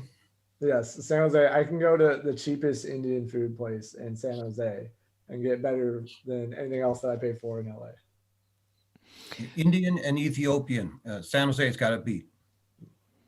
I actually haven't tried Ethiopian food in San Jose, but me and one of my good friends went to this place in San Francisco and had Ethiopian food, which was amazing, which I had no idea what I was getting into. They had this whole big, like bread piece with, a bunch of nice little dipping sauces on top. And that was like an experience because you're eating with your hands and all that. It was really cool. In fact, I think that was with Sammy, who's in the chat right now. Now, since we're talking about Ethiopian food, Joe, really? Ethiopian in the South Bay is better than Berkeley, Oakland? Well, it's on par with Berkeley and Oakland. Berkeley and Oakland is a tough act to follow. But I've had good experiences in San Jose, believe it or not. All right. Next time I visit my parents, I'm going to look for Ethiopian because I've never had Ethiopian in the South Bay, and I grew up down there. So the food-wise and music-wise, the Greater Bay Area has gotten so good that they've rested on their laurels, whereas San Jose has picked itself up by its bootstraps in terms of music and in terms of restaurants, I got to say. All right. When COVID's over, I'm going to go visit the parents, and I'm going to hit Ethiopian food. I know that San Jose has a lot of great Indian food. And I agree. I think, Fremont, Newark, some really good Indian food restaurants there. The best Indian food I ever had, though, was in South Oakland. And it was one of these Grubhub things. Not Grubhub. What was that? What was the coupon thing? Was it Grubhub? DoorDash, Postmates. DoorDash? No. Like, also a coupon would pop up, and it would have the map, and you would race to this place and knock on the door, and it literally was like industrial Oakland, like you're trying to figure out how close can you get the car to the front door so the wheels will still be on it when you got back, and knocking on a metal grate of just no markings, and you're let in this like concrete bunker, and inside is this old Indian couple. And they just got a sink, a stove in there, some picnic tables, plastic forks, whatnot, and they cook you a home cooked meal. You need to figure out the name of that and send that to me because that sounds like an amazing experience. It was also about 7, 8 years ago, so I don't know. There, and the gal I was dating at the time was really into Groupons. That's what it was. She was into Groupons, and they'd pop up. So we were dashing all over the place, these obscure places, because someone had a Groupon going. So, sorry, it will forevermore live only in legend. I think Manly said it's Grub and Dub. Grub and Dub. In Oakland, officially, like nice places. The two bit nicest place that I loved were Lauren Cafe and Moi. Because in San Francisco, you'll get places like the Pirate Cove, where it's like you're in the pirate ship and it's like 3 floors and there's a waterfall. But you get even more of that in Oakland. I mean, San Jose, a lot of great food, like great Vietnamese food I've had there. But Oakland, you'll get these almost surreal places like Lauren Cafe. You walk in, you don't know if you're in a thrift store, the a fancy underground sewer club in Paris, and a jazz club all thrown together, like some sort of movie where they have like parts of different realities coming in. Yeah, that's Oakland. And Moa is like hip hop, posh, fancy. Of course, everybody's closed right now. So, yeah, so I'm all about the Oakland. I wish I got to explore Oakland more when I was in the Bay Area, but it's funny when you live in an area, you kind of take things for granted a little bit. And so when I was leaving, I was like, I should have went to Oakland more, and Berkeley and San Francisco. And Oakland, the challenge with Oakland is it's not obvious. You walk right by something you're never going to know, and a lot of hidden away gems. And I think that's why I'm so big on it, like Brown Sugar. Joe, did you ever get to go to Brown Sugar? Not Brown Sugar, no. It was on Grand Avenue and MLK, not MLK, sorry, Mandela Parkway, just right into some industrial area. And there's this restaurant just south of the IKEA. And if you did not get in line at 7 a.m. in the morning on a Sunday, you were not getting in. Yes, I recall now. That's just one example. There's a lot of these wonderful places to eat. Lois the Pie Queen is the stuff of legend. That's where celebrities go to Lois the Pie Queen in Oakland. And then there's talking about West Oakland, Mandela Parkway, even the Fruitvale District. Just all these places. And when the shelter in place hit, Broadway, downtown Broadway, which was a lot of nightlife, the last vestiges of their nightlife were the food trucks, Pakistani food trucks, Indian, Mexican food trucks. They kept the home fires burning, shall we say. Emeryville was that way with food trucks for a brief period because they allowed. Emeryville's a bit of the wild, wild west of the East Bay, and they were old Sin City gambling town that was underground in the 30s. So they had a little of that laissez-faire attitude. So they were like open flame trucks, like just with a grill on the back, and I had like a truck just pulled up, and you have like roasted figs with balsamic reduction sauce. I'm like, this is just the corner street food. It was like, you might get in a 5-star restaurant. Anyhow, Joe and I can go on about the East Bay. So in LA, where are the places to go? Oh my God, there's so many places to go. I wouldn't necessarily say that there's a certain like neighborhood of places to go, but there's just amazing food like anywhere you go. I think for me, I love going to Koreatown when, of course, things weren't open, just because I'm a huge Korean barbecue person. Like, my favorite thing to get are short ribs, and I will just go to town on those. So short ribs are really big. But there's also really good sushi, really delicious hand rolls. Like, I think in downtown, there's a place called Sugarfish, which is really great sushi. And then there's Kazunori, really great hand rolls. Like, there's just too much good food for me out here. It makes sense. I mean, you're near the ocean and whatnot, that you're going to have great sushi. Alameda Island, East Bay wise, used to have a place where there's a little hole in the wall. Maybe 10 people could go in there. And actually, there was one just a block down that 6 people per night could go to. And the woman who ran it personally brought you each piece, and she would decide what you were going to eat. It was just like her hobby or something. So Alameda Island had a couple of these breakfast places, but this one place, the guy was going to Japan all the time, coming back with crazy stuff. It was like there's a Tarzan roll, which was banana unagi, so the barbecue eel, and with a I can't remember what the wrap was. It wasn't a seaweed wrapper. It was a yellow wrap. It might also have been banana rice cake or something like that. So I love exploring different sushi. Well, if you're ever down here, hit those 2 places up. Okay.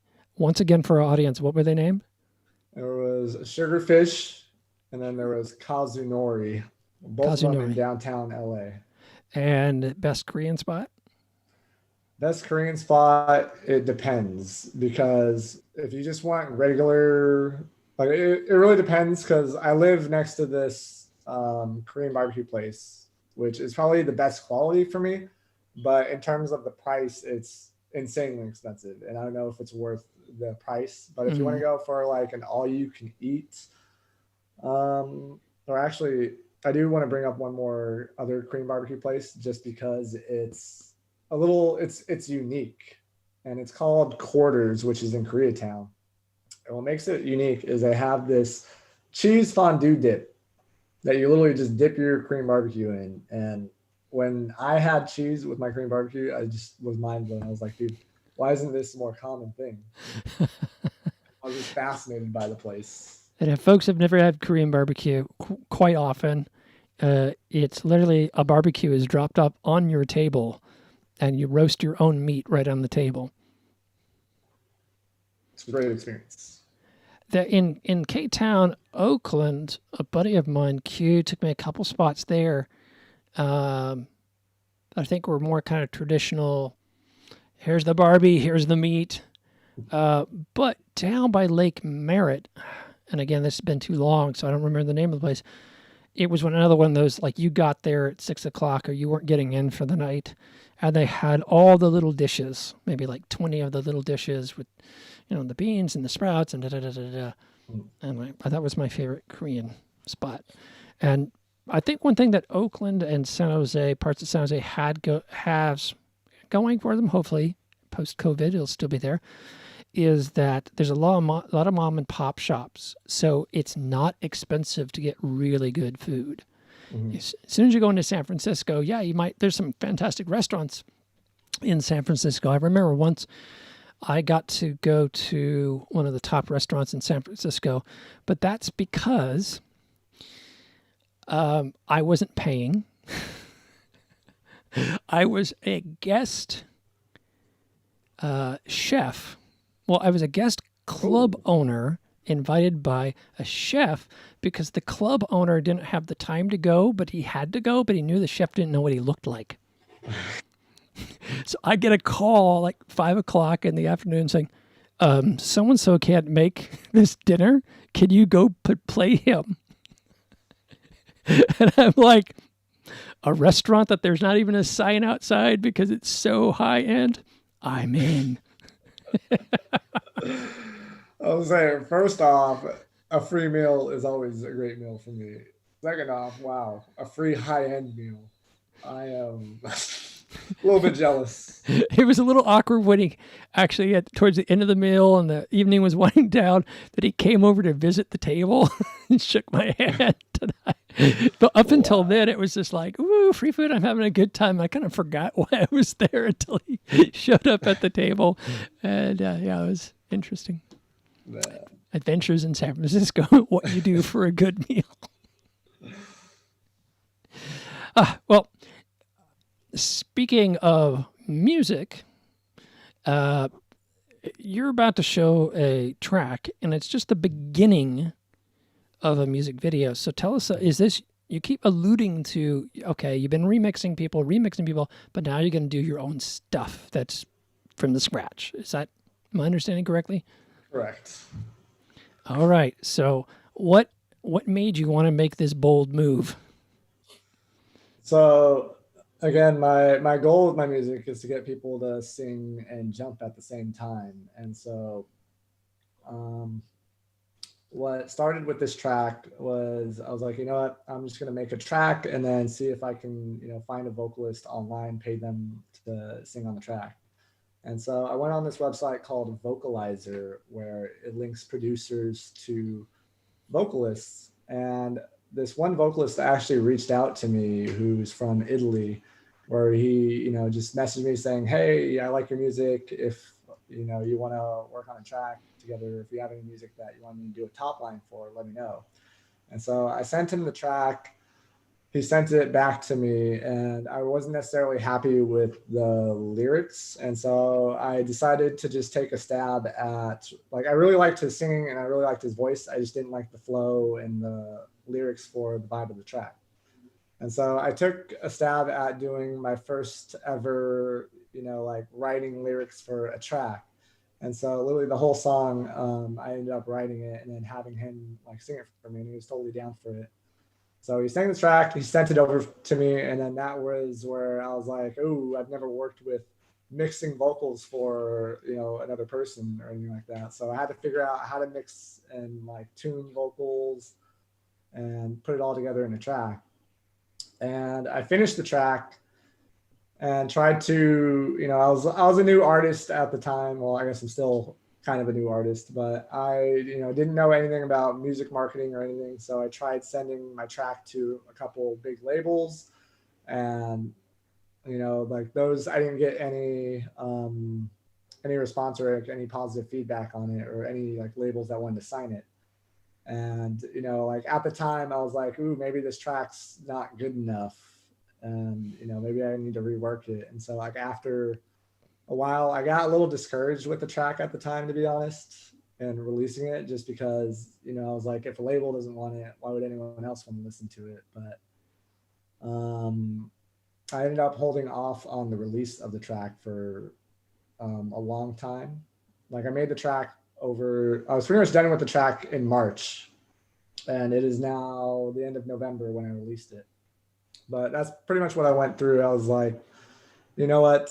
I'm just going to release the track and self-release it and do some independent promotion rather than waiting for a label to, pick it up, just because I think it is part of the growing process as an artist, where it's your stuff might not necessarily be ready for a label, but I still think the ideas are worth putting out there, and, getting yourself out there to showcase your art and who you are as a person, what you want to do as an artist. And so finally I built up the courage to release it, and I did a whole, I set a date, went through putting it on DistroKid, and I was like, you know what, we're going to make this happen. And at the same time, my closest friends who are part of my team and literally do a lot of stuff for me, I'm so thankful that I have an amazing team. So they shout outs to John and Sammy and Victoria, if you guys are here still, but they pretty much got these really nice cameras and suggested that we do a music video for the track. And so while, I was doing the promotion for the actual track release, we shot a music video, put it all together, and have been pretty much fitting it together to, piece together a nice little story with the music. And so, the original track actually released on last Friday. So it's out now to stream, but the music video we're planning to release in 2 or 3 weeks from now. And so this is a little snippet of what we've done with it. And it's pretty much the first half. So hope you guys like it. Again, shout outs to John and Sammy for helping me put it together. Cool. This is Creature of the Night. This is a clip from the forthcoming music video. And as Robbie was saying, the track is already out. So it's under Robbie Heights. Yep. And so look for that on all platforms, Spotify, Apple Music, Robbie Heights, Creatures of the Night. Here's a snippet.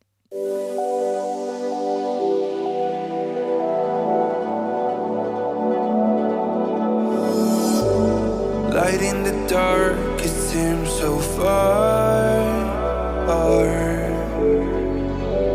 Searching for love and how to be we really are. Just take my hand and we will find a way.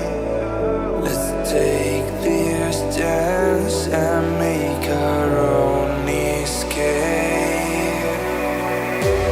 Running through the streets like it's the wild, chasing down the stars and endless miles. We will be creatures of the night. We will be creatures of the night. Even if we're lost, we're not afraid. It doesn't even matter what they say, 'cause we will be creatures of the night. Yeah, we will be creatures of the night.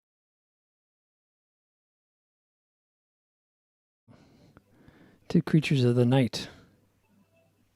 It went by so fast. I started making comments to people, and I'm like, oh, it's already over. So that is your sampler. And that was the first vocal processing that you did. Mm-hmm. So let's talk about vocal processing for a moment. Yeah. I'm watching the Macy's parade, and every vocal has the autotune sound. Which was negative for most of my career, and then shared as a single where it's just cranked up to 11, and it becomes so cool. Now I hear every single singer, well, almost every single singer using it. Is it now expected? I wouldn't say it's expected. I really think that's an artist preference, whether to use autotune. So I did a good amount of tuning on those vocals, but there were some parts of it where I didn't decide to tune it. So I didn't necessarily auto-tune it. I used Melodyne to tune certain parts of it, which is software that lets you, go surgical into tuning like every single little word. But I used that software to tune a good amount of it, but some of them I just left it the way it is just because I liked the natural sound to it. So again, I think it differs artist to artist depending on what they like. But and I do agree, a lot of pop songs and popular tracks do have autotune. But then you have people like I don't know if like singers like Adele use autotune, but you don't necessarily hear it. And I feel like again, it comes down to the artist's choice of what they prefer to have. And the sound, maybe there's something else going on there, because with Melodyne, I find it has a fairly natural sound, and my producer, he does the same thing where he goes through and he says, no, I'm going to nudge that one. That one I'm going to leave a little flat. That one I'm going to leave a little sharp, because most human voices do not like nail note like a machine. There's, I do a fair amount of scooping where I want to do what you, right, from below. Yeah. So he's like, if I remove that, you're just going to sound like I want to do, you're a computer. Yeah. So when we do sculpting with Melodyne, I find it's very natural, and he has, again, these few tricks of not fixing everything or making sure everything's a little human. When I say autotune, I don't mean specifically about tuning the voice. I just mean that what I hear is an electronic processed voice. The T-Pain effect. T-Pain effect, right, which I thought was autotune and it turned up to 11 or something. Yeah. The T-Pain effect, let's call it that. I'm hearing this in country, I'm hearing it in pop, I'm hearing it across the board. Even in hip-hop too. So what is your view of it? I mean, are people just using that and saying, "Look, this is the sound of today"? I mean, I don't think there's anything wrong with auto-tune and having it, chosen as the song, like the style of today. Personally, I don't like using auto-tune just because it's not, again, I don't want that robotic T-Pain sound when I'm working with vocalists and whatnot. But auto-tune, I do think is really good for, like, I guess a lot of artists who struggle with singing, because I know there's a lot of producers out there, they don't really claim to be really good singers, but the software that we have today is so amazing, or it's like a lot of the times you can sound natural with like just a little bit of tuning. But again, I don't think it's necessarily a negative thing that auto-tune is becoming a little more standardized. And I want to just be clear, what I'm referring to is not tuning. Like, okay, you hit a bum note, you're a little flat, a little sharp. Okay, we're going to adjust that. In a live performance, doesn't matter as much. On a record where someone's going to maybe play that song over and over again, you want to take a certain amount of imperfections and work them, polish them. It's more that of the robotic sound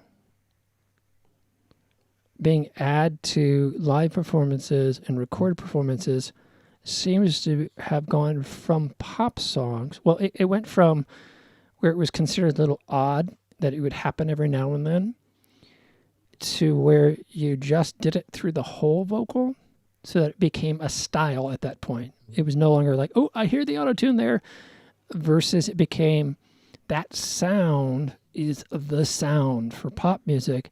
And then I've just noticed that sound is crossed over into other popular genres. And it certainly means there are more artists who can perform and record than ever before. And maybe it's popular. Plus, it's opened up this opportunity for everybody to do electronic music, right? Fire up GarageBand, get some vocal in there. It's interesting. And then just go ahead and do the T-Pain effect. And it's acceptable in the culture at this point. So you can get your music out. Whereas before you might have had to worry about, oh, was I pitchy on that, blah, blah, blah. So I don't see it as a bad thing. I just noticed that it's a thing that's becoming, from what I hear, more common across many genres. That's more of what I was thinking about. And so, yeah, okay. We got some comments. The T-Pain pushed some buttons here. We stand T-Pain. Oh, okay. I hit a nerve with some folks. What was it? Someone, I saw it go by really fast, and it was like, we won't take any T-Pain abuse or something like that. Remember how you said you didn't want to get political? I think this is little did I think that T-Pain would be the most politically hot third rail thing in this show's episode. Don't make me turn this Zoom around. I can conference you from here. So again, Robbie, what day is the video coming out? The release, let me check my calendar actually. I want to say it's 3 weeks from last Friday. We are going to release it on December 18th. December 18th, folks. Mark it on your calendar. Creatures of the Night. Robbie Heights' first penned lyric track. Actually, first music video. The songwriter and first music video. So it's many firsts. So how are you going to release it, and what's your approach? Seeing if someone else has just joined. What is your approach to releasing the music video? I was just going to put it on YouTube. So I wanted to do a big old premiere. We might do something where we do like a little YouTube live event where it's similar to this, to where we can all premiere it and then chat about it.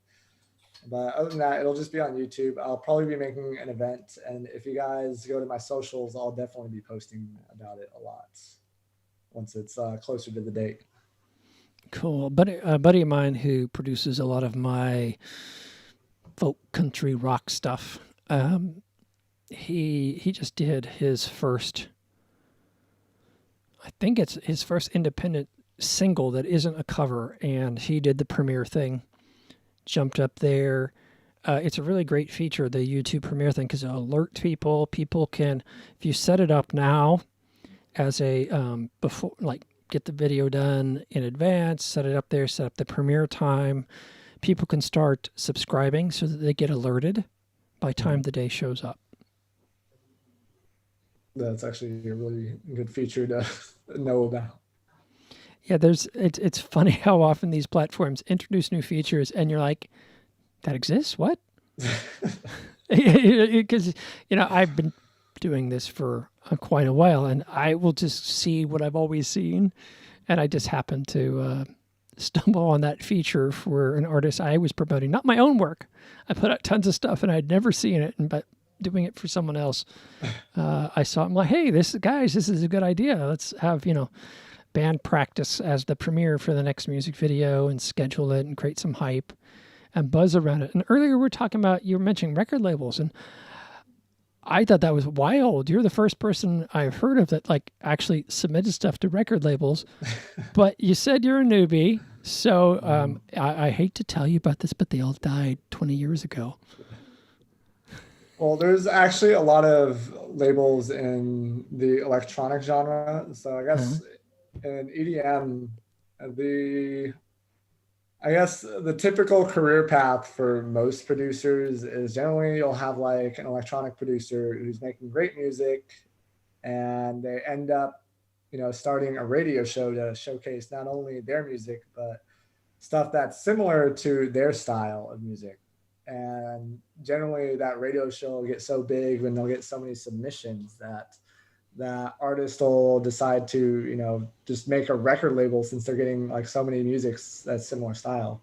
And for me personally, I'm following like a good amount of record labels that have music that I like, and I always go there to, check out what's new and see, what new artists are featured on there, and, just look for music in general. So in this case, a record label is sort of an aggregate influencer. So you have someone who's become an influencer, they've got a following, and by being associated with them, you can get attract some more audience. Mm-hmm. Attract an audience that's like similar to your style too, and attract people that are looking for that style of music rather than just posting it everywhere. Got it. Okay, because I'm always interested in when people do labels,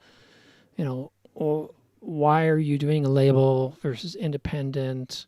What advantage is there today? I know with my own work, it was about me just being an independent, and then I kept having friends who made music, but they didn't want to figure out how to release it, how to promote it, or anything like that. And I said, okay, you're on my label.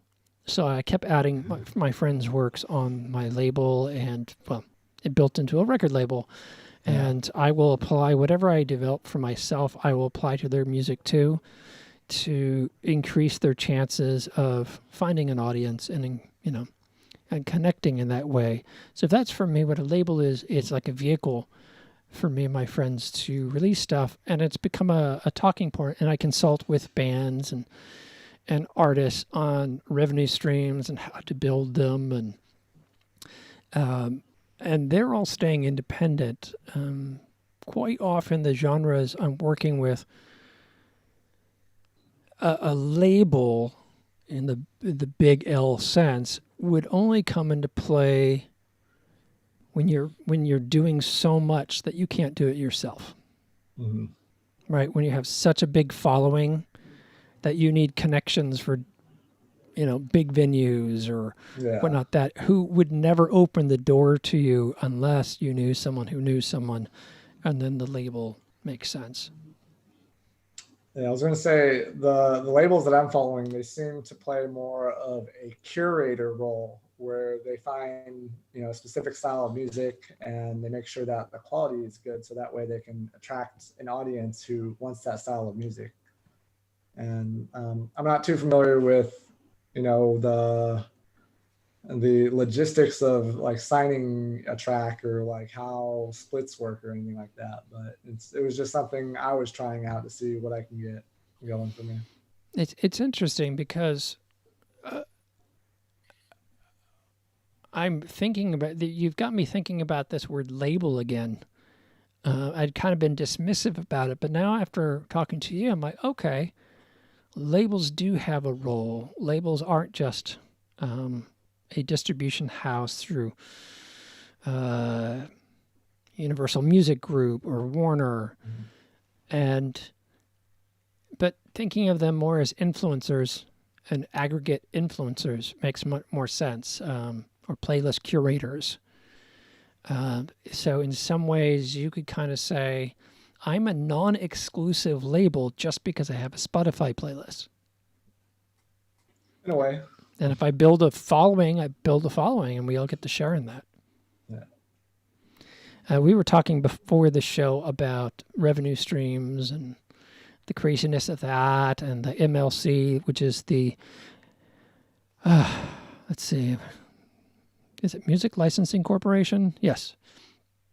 Who's going to be gathering mechanical royalties for streaming services for the first time and paying artists. So you as a listener on Spotify can feel a little less guilty about all the hours that we spend making music and not getting paid for our copies of our music through streaming.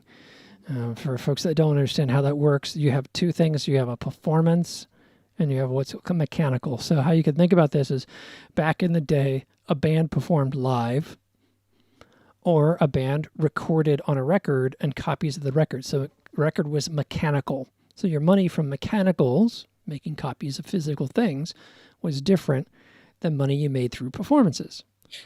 And then you had someone who wrote the song, and they got paid in a certain way, and they got a little cut of every time you perform live and you perform one of their songs, the songwriter gets paid. So Neil Sedaka wrote My Way. It was a French song. David Bowie was given this French song to make an English translation of it. And he said it was so horrible, they gave it to Mr. Sedaka, and he wrote My Way to it. And then, of course, Frank Sinatra performed it and made it famous. He didn't write it. He's the performer. So he's performing the song. So he's going to get paid. And we're going to give you X number of dollars to perform tonight, Mr. Sinatra. And then a certain amount of that money from that performance comes back to the songwriter who made it possible in the first place. Then Mr. Sinatra goes and records it. And now that's the mechanical side. And a little bit of those royalties come back to Mr. Sedaka. And he, is paid for his creation and its use in the world in those two main streams. And those are the two main things to understand about music royalties and how people who write songs get paid. And all the streaming services were only paying the performance royalties. They weren't paying the mechanical. And so you could kind of say that half of the royalties were being kept by the streaming services. And in the United States, they've passed new laws that are coming into effect. And starting in January, I think, the Millennial Music Act will start bringing your favorite songwriter some additional cash.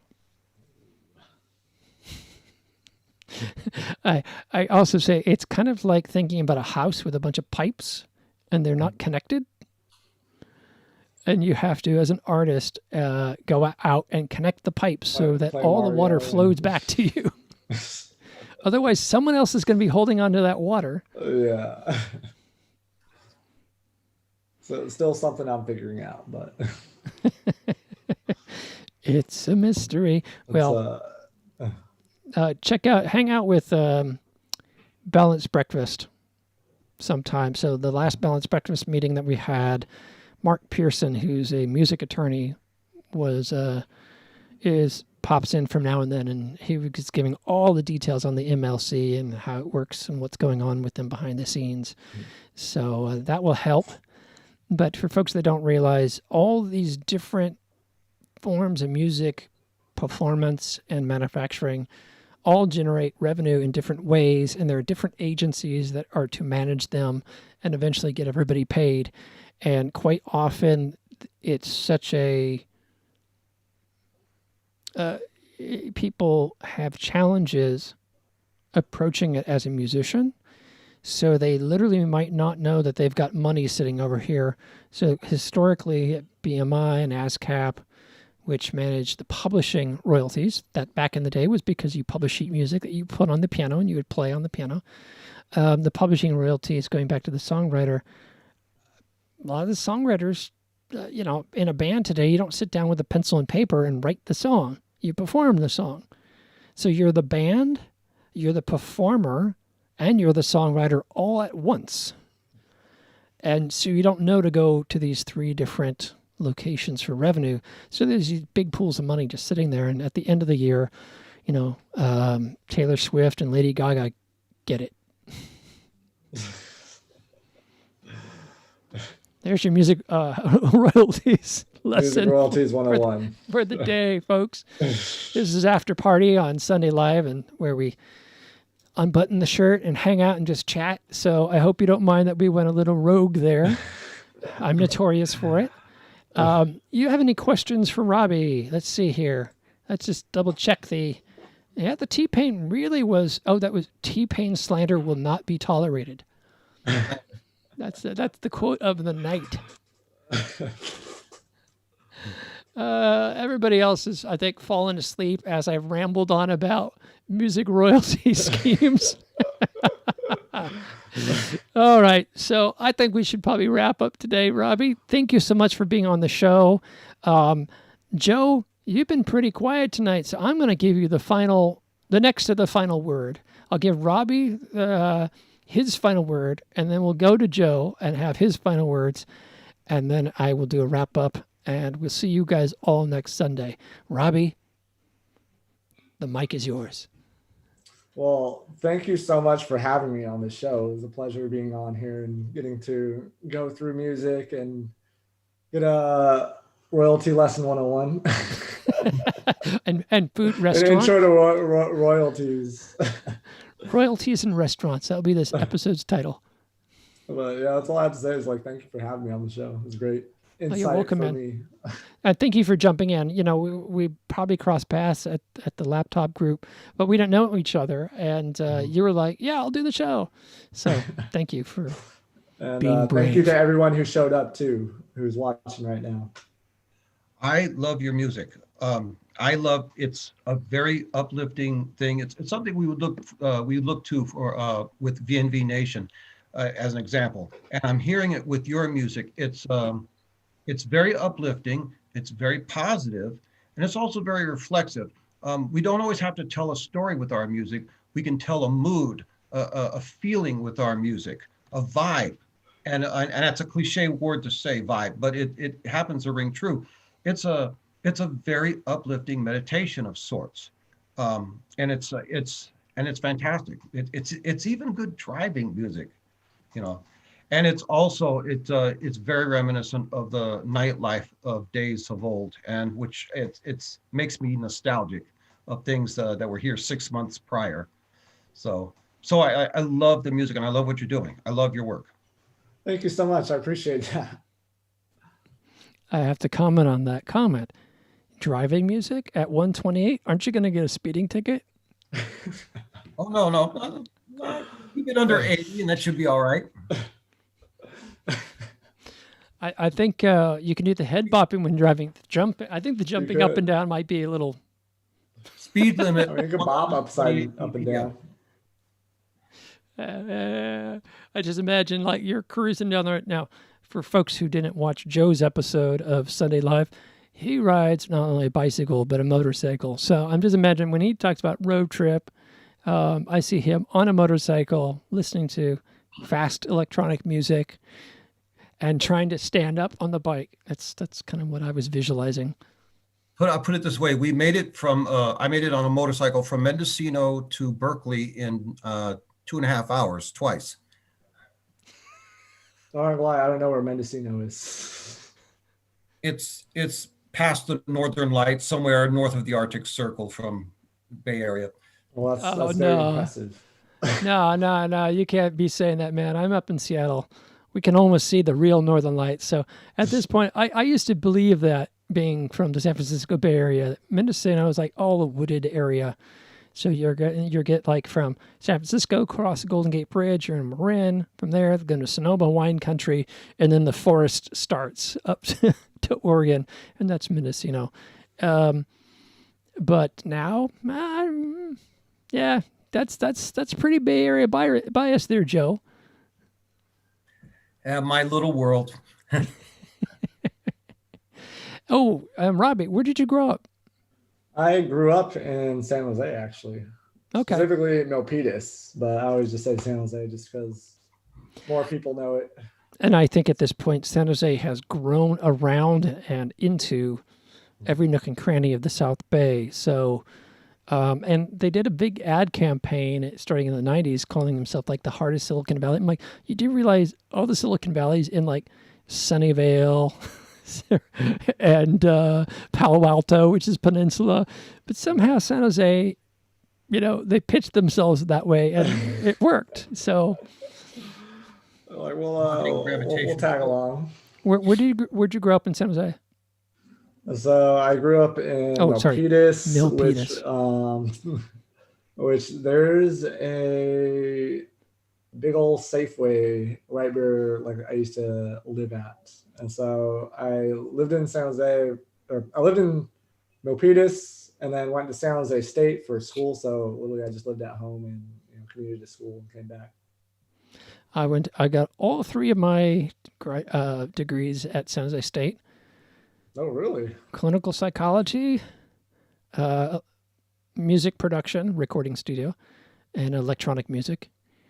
And then my grad was multimedia, which was electronic art, music, performance art, photography, and video. Oh, and interactive media and website building. I was one of the first people to have a web page. Yeah, that's my big regret with school is I wish I did a little more media stuff and music stuff mixed in between. Now, you said you were in engineering, right? Yes. So was that still the building north of the student union? Yep. So it was up there. I remember there's two restaurants I used to go to all the time for lunch, and I would go to Lee's Sandwich to get my Lee's coffee, and then I'd go to this Hawaiian place, which the Hawaiian food was amazing there. And the lady knew me so well that she occasionally would give me like a free meal just because she saw me so often. And we have some generation gap between you and me. So when I was going to San Jose State, it was abandoned. It was an abandoned derelict. The new engineering building hadn't been built yet because they built that when I was in grad school. Yeah. All the chairs you sat in were from like some grade school that had a clearance sale. And they had the little wooden returns and... they always felt like you were too big for them. The psychology building was like made out of cinder block, which didn't, I was like, oh my God, I'm going to get crushed alive in an earthquake. The homeless shelters, Agnew's had closed down. So all the homeless people had been kicked out of the asylum and unleashed downtown with these things called halfway houses, where as long as you took your pills, you could stay there. But you could wander freely in the community because that's going to be good for you. So the campus was like where they went to get their food donations from the students and money donations. So it was quite wild west when I was there as an undergrad. And I recently was driving by and I'm like, wow, it looks so modern and nice and shiny. they'd closed off San Carlos because back when I was going undergrad, San Carlos was open. So you'd be running to class and having to cross a active street to get to class. So tip of the hat, you went to a much more fancy school than I did. No, I always say San Jose State is such a nice campus, but the second you get off campus, it's a whole new world. I went downtown it was about a year and a half ago, 2 years ago to a year and a half ago, because I was down in San Jose hanging out with my parents, and that's how I found out about the laptop group. And it was interesting because, there was a speakeasy. There was a lot more downtown than ever before, but it was still, it still had its dead zones. Yeah. And you kids don't know what I had to do to go to school. Fight off the homeless, fight off cars just to get to class. Sit in children's desks. And that was July. That was what? And that was July. Oh, yeah, COVID changed everything. But now, the light rail comes right by there. San Carlos is all like beautiful paved, and you got to go to the new engineering building, which everybody, I think it was the new library got built, and then the new engineering building got built, and everybody else was jealous because they were in these old buildings.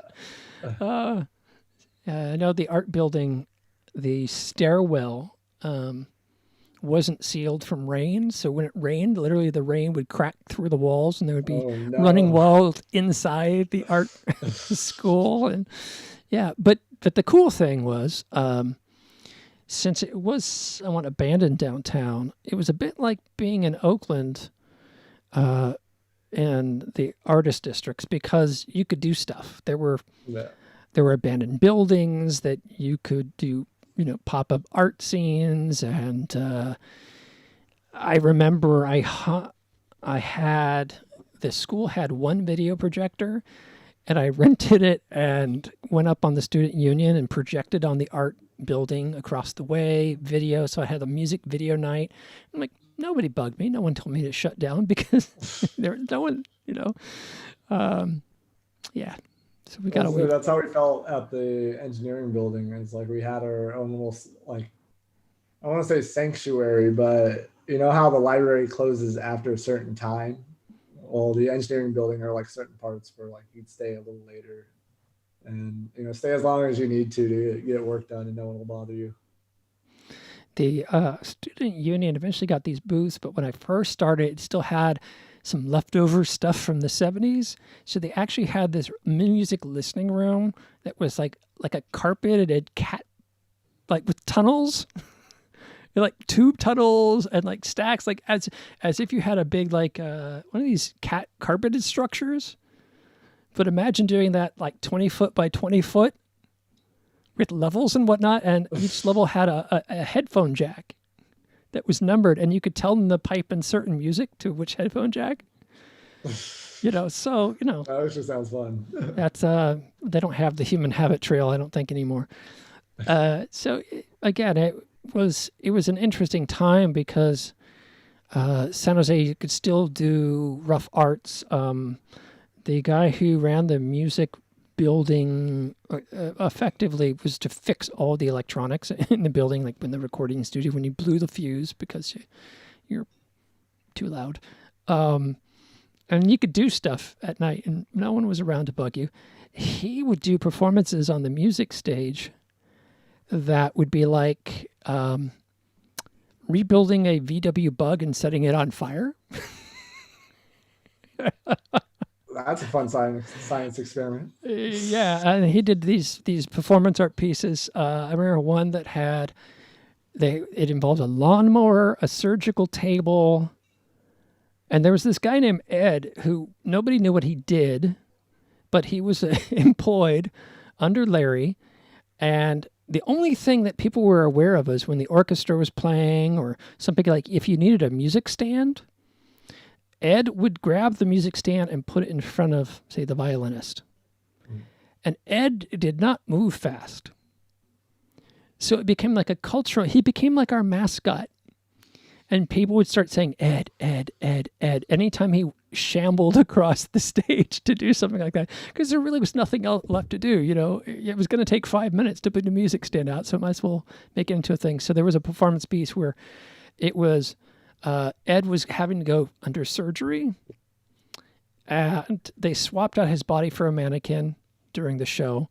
And up on the screen, on the big screen above it, they were showing where Ed was traveling to while he was in surgery. Like he'd be traveling to Russia and this, and they'd be pulling out of him, you know, Playboy magazines and all this stuff. And somehow there was a picnic going on at the same time, and there was lawnmowers, and they had lit a barbecue with meat, and the meat had a microphone in it, and they were hammering a beat into the meat to make the rhythm. And yeah, I'm not sure if that's allowed anymore. I feel like that'd be great for getting, you know, some creativity out. Great way to start a song. And a buddy of mine had a place off campus. There was no place to go for nightlife. Well, there was, Joe will back me up on this. There was one nightclub, and it was called Club Oasis, where they put plexiglass over a swimming pool. I don't know what this place originally was, a small gym or something, but there was a swimming pool there, and they built a bar in the middle, and there was a stage on the other side. And you dance on the plexiglass over a filled swimming pool, hoping that it didn't break. It never broke. Never broke. But near, just down the street from that, was a place that a buddy of mine set up, and we would have parties there because there was nowhere else to go. And the place got called Biohazard. I think it might have been a friend of one of the guys who lived there who dubbed it that. It was Mike was one of the people. It was Mike, Lawrence, and James that rented the place. And it was a friend of James, I think, who came up with Biohazard. And the reason why he came up with Biohazard was so yeah, that was downtown. I saw those houses. This is my big wrap up. Okay, folks. I saw that house that had been like, you know, it was a junk neighborhood, blah, blah, blah. And we were able to do whatever crazy thing we wanted. Some local business people would come to the house parties to see what we were doing, to figure out how they could try to create nightlife in San Jose. And they would figure out, oh, we hear about this place. So we literally had business owners coming into this house where all these kids are. Probably there was no curfew at the time. So yeah, we got away with a lot in downtown San Jose at the time. And what was my punchline with Biohazard? I had a good punchline, folks. ADHD took it away. That was it. I was driving by that, and I looked down from the freeway, and that whole city block had been made into a historical landmark now. And they'd renovated those houses, and it was like a little quaint place. And I thought, oh, we need to put a plaque up there sometime. Here was Biohazard, where many marriages and some children were probably born. Put a star on the sidewalk in front of it. Yeah, we had people come from San Francisco, from Oakland. And one last San Jose back in the day story for you there, Robbie. The Camera 3 Cinema, you familiar with it? No, it doesn't ring a bell for me. So the Camera 1 was on First Street. So First Street basically was porn theaters. Yeah, I think I know what you're talking about now. And then there was a shoe, and and there was a shoe store, and the shoe store started showing movies, and that became the Camera 1 Cinema. And that's where you would go to see A Clockwork Orange or Vertigo or any art film or classic film. And they made enough money that they actually opened up a 3-screen cinema down over next to San Jose State. But at night, again, it was pretty lean amount of people down there. So this was being built for the future. And since this parking garage was empty, someone came up with the idea in our Biohazard crowd of doing laser tag, because we had laser tag equipment. And we're like, hey, yeah, there's a big parking garage, laser tag. And I'm thinking in my mind, we're going to get shot by the police. So I told Mike, I said, Mike, this is really cool. And he thought I was being, overly concerned. But needless to say, I said, look, we should call the police and tell them that we're going to be there. So we don't surprise someone with a laser tag gun and get shot.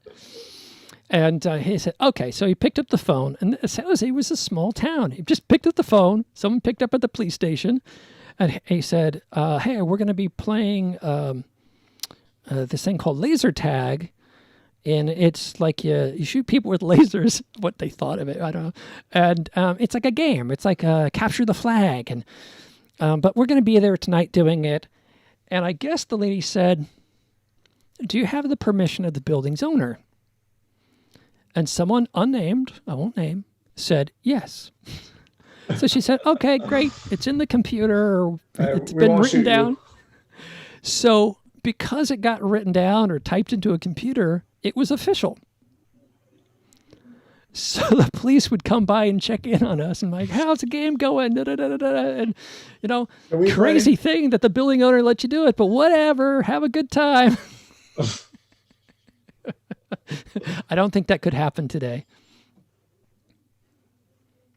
Fantastic history.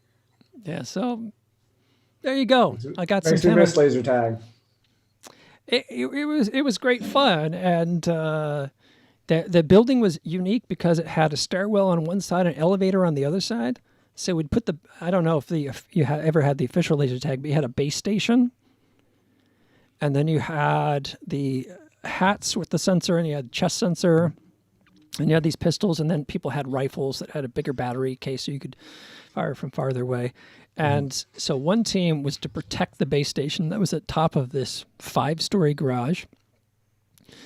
And the other team would invade. That was the setup. And you could take the elevator straight from the ground floor straight up. And there was a spiral staircase going around the elevator. So you had to pick and choose how you were going to get up there. And I think the statute of limitations are probably long over, so I can say this. But one of the more clever things was that they had wires. So you had the concrete pillars and these diagonal floors where the cars were. And there was a gap enough for a person to go up. And I think the cleverest invasion ever was someone used those wires as a ladder and climbed all 4 floors up to the top and, and got the base. That was unexpected. They won that round. Very creative, dangerously fun. Yeah, and one technique was to have someone running around the spiral staircase, clearing the floors so that the elevator, when it opened up top, would be cleared. And yeah, and we had walkie-talkies. I mean, this was not just a couple kids playing. Anyhow, that, folks, you've tuned into. I'm glad nobody got hurt. Yeah, no one got hurt. Okay, folks, you've tuned into Sunday Old-Timey Wimey San Jose. Next week, we're going to be talking about how the only bar in town was Cowtown. Many stories we can tell. Club FX, which became the usual, that I think is now the standard. Anyhow, you've moved away from San Jose. Now you're in LA, so you're moving on up. It's okay. I come to the Bay Area at least like a few times a year. All right, so now you'll be able to walk around and go, you know that place right there? I heard from this old timer. I'm going to find that spiral staircase and see if the wires are still there for me to climb. I should let you know, it is a square spiral, so it's more like stairs around with an elevator shaft out the middle. But it's at the Camera 3 cinemas, if they haven't been shut down by COVID. The other place, but the place where Joe and I hung out a lot, a few years, so you had the Club Oasis in San Francisco and San Jose with the swimming pool. And yes. Joe, was the swimming pool on the ground floor or the second floor in San Francisco? In San Francisco, it was on the ground floor, and it never broke, and the water was lit from below, so the dance floor was lit from below, and it had a great feature. There was a small back room that was kind of semi-exclusive feeling. It felt like a VIP there, directly above which was the rooftop lounge where you could go look over at the sidewalk traffic and gloat at everybody because you were one of the cool kids on the rooftop lounge, replete with colored spotlights and palm trees and a railing overlooking the semi-outdoor main dance floor, which had the pool over it.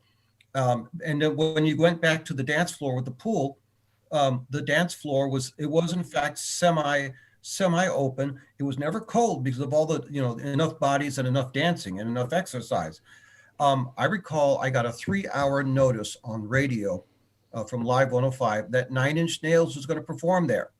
And me and a bunch of friends got in line, and for the price of $3, we got to see Nine Inch Nails. Now, Nine Inch Nails, the power that they required for their concert, their volume and their equipment was so much that the building could not supply the electricity for a Nine Inch Nails concert. They had a separate generator tractor trailer right outside with a cable thicker than the size of my leg running into an open backstage door onto the stage to adequately power the Nine Inch Nails concerts. We got to see them for about 70 minutes, and it was fantastic. Now, the audience is dancing on a swimming pool with a massive amount of power generator cable popping nearby. What's the worst that could happen? Yeah. That was what it was like back in the day. We took chances. I think the biggest show I saw in the San Jose Oasis was probably Voice Farm. When they came through, they were a big San Jose, big Bay Area band that almost made it to the super top, but gosh darn the label. That's probably the biggest act I saw, San Jose Oasis. And again, you didn't think I'm dancing on plexiglass over a swimming pool, and it never occurred to, with lights in it, never occurred to you like, maybe this is a bad idea.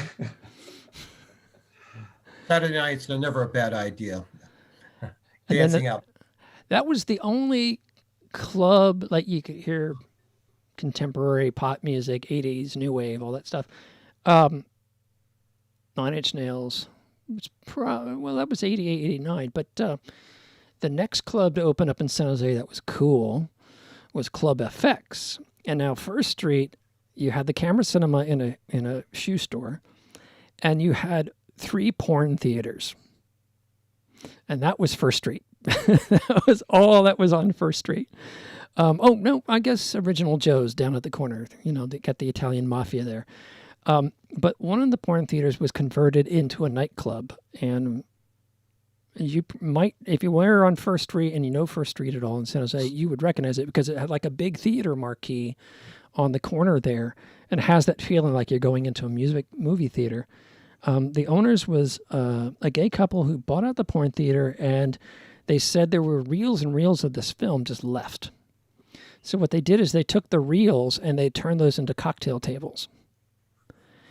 And these guys like show tunes, so there were different nights. It's a lot like Club FX, Cat Club in San Francisco, in genre of music, where you have maybe like a lounge night and then like an industrial night and different themes. And we'd always go on this sort of 80s goth industrial night. And you'd be dancing away to Smith's, Nine Inch Nails, whatever. And all of a sudden at 10 o'clock, the lights would go out and a spotlight would come on. And there'd be someone up on the side of the building starting to sing West Side Story. And I think it was like the jet scene with the knife fight. And so suddenly this dance club is turned into a show tune. And then that song would finish and boom, the music would come up, dancing would start, the club. And then at midnight, the stage lights would come up. Because again, this was an old movie theater, probably before the porn theater, probably was like a 1930s movie theater. And all of a sudden there's show tune, a big, like little mini Broadway musical happening on the stage. And then that would wrap up, and again, it'd go back to dancing. And the weird thing about the club is they removed all the seats and they built a flat, essential stage for the bar, and they built another one for people to sit on. But the dance floor was the orchestra pit before the stage. There's nothing you can do, and they didn't cover it over. So literally you were dancing on a slope. What could go wrong?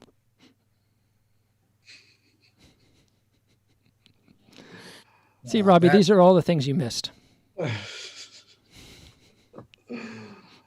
Although my understanding, I've had my fair share of dangerous and silly moments while I was in San Jose.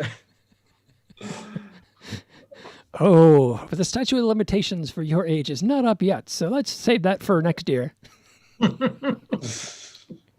I will say there was a speakeasy that used to be in San Jose, but they closed down, and I really liked that speakeasy a lot. It's called Single Barrel. It's still there.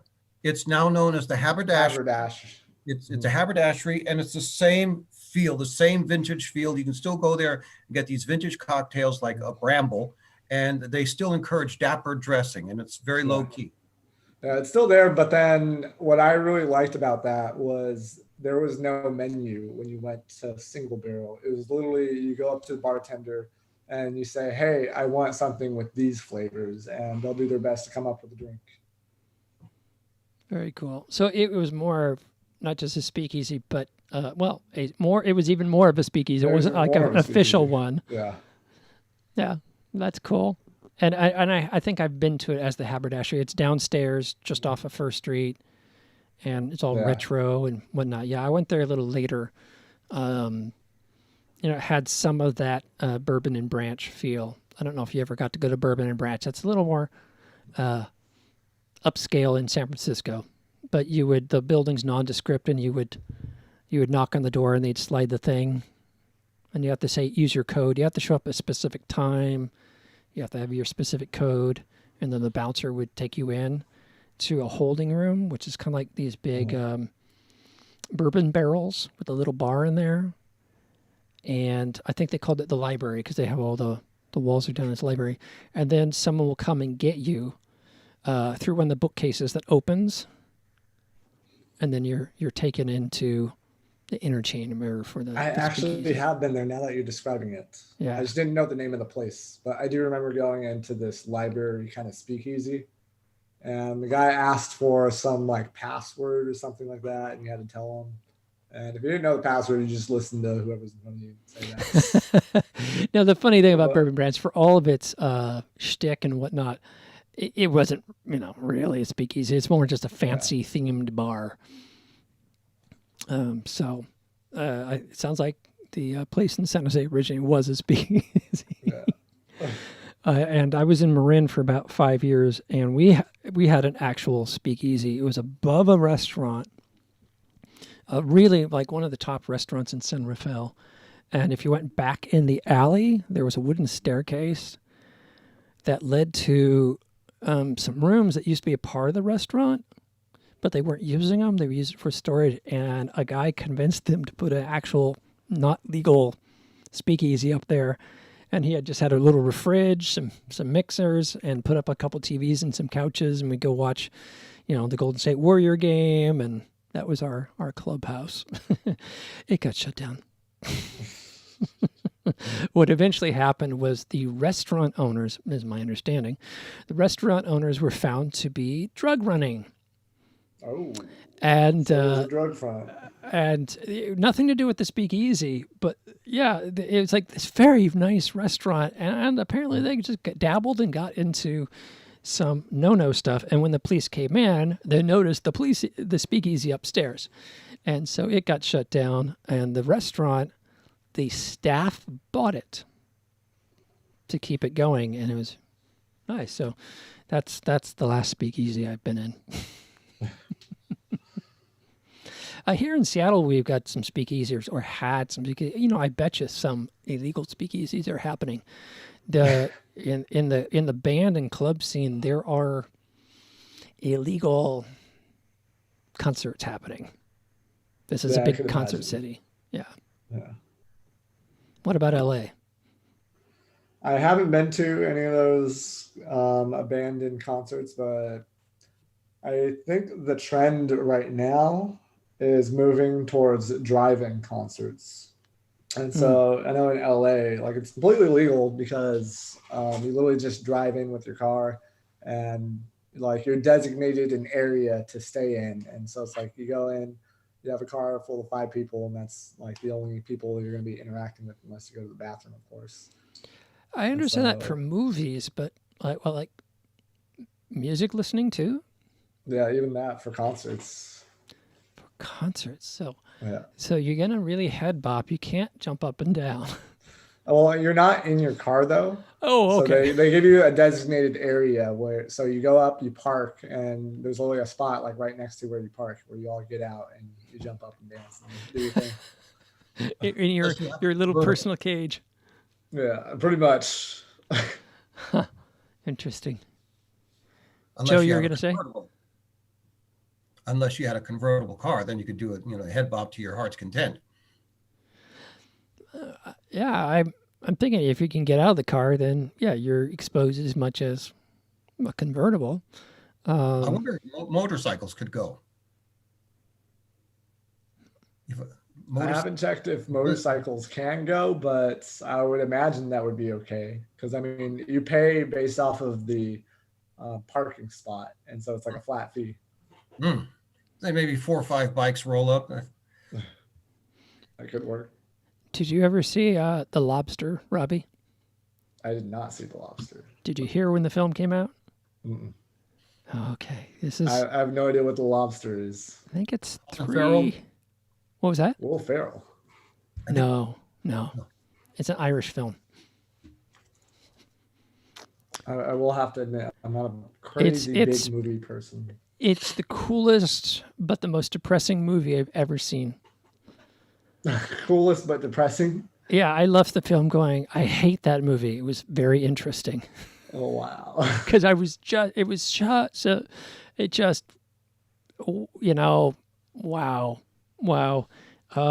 So it's an Irish film, and it takes place in a future where everybody has to be in a partnership. So everybody has to have a companion. Sounds like some potential Black Mirror stuff. What was that? Is it similar to Black Mirror?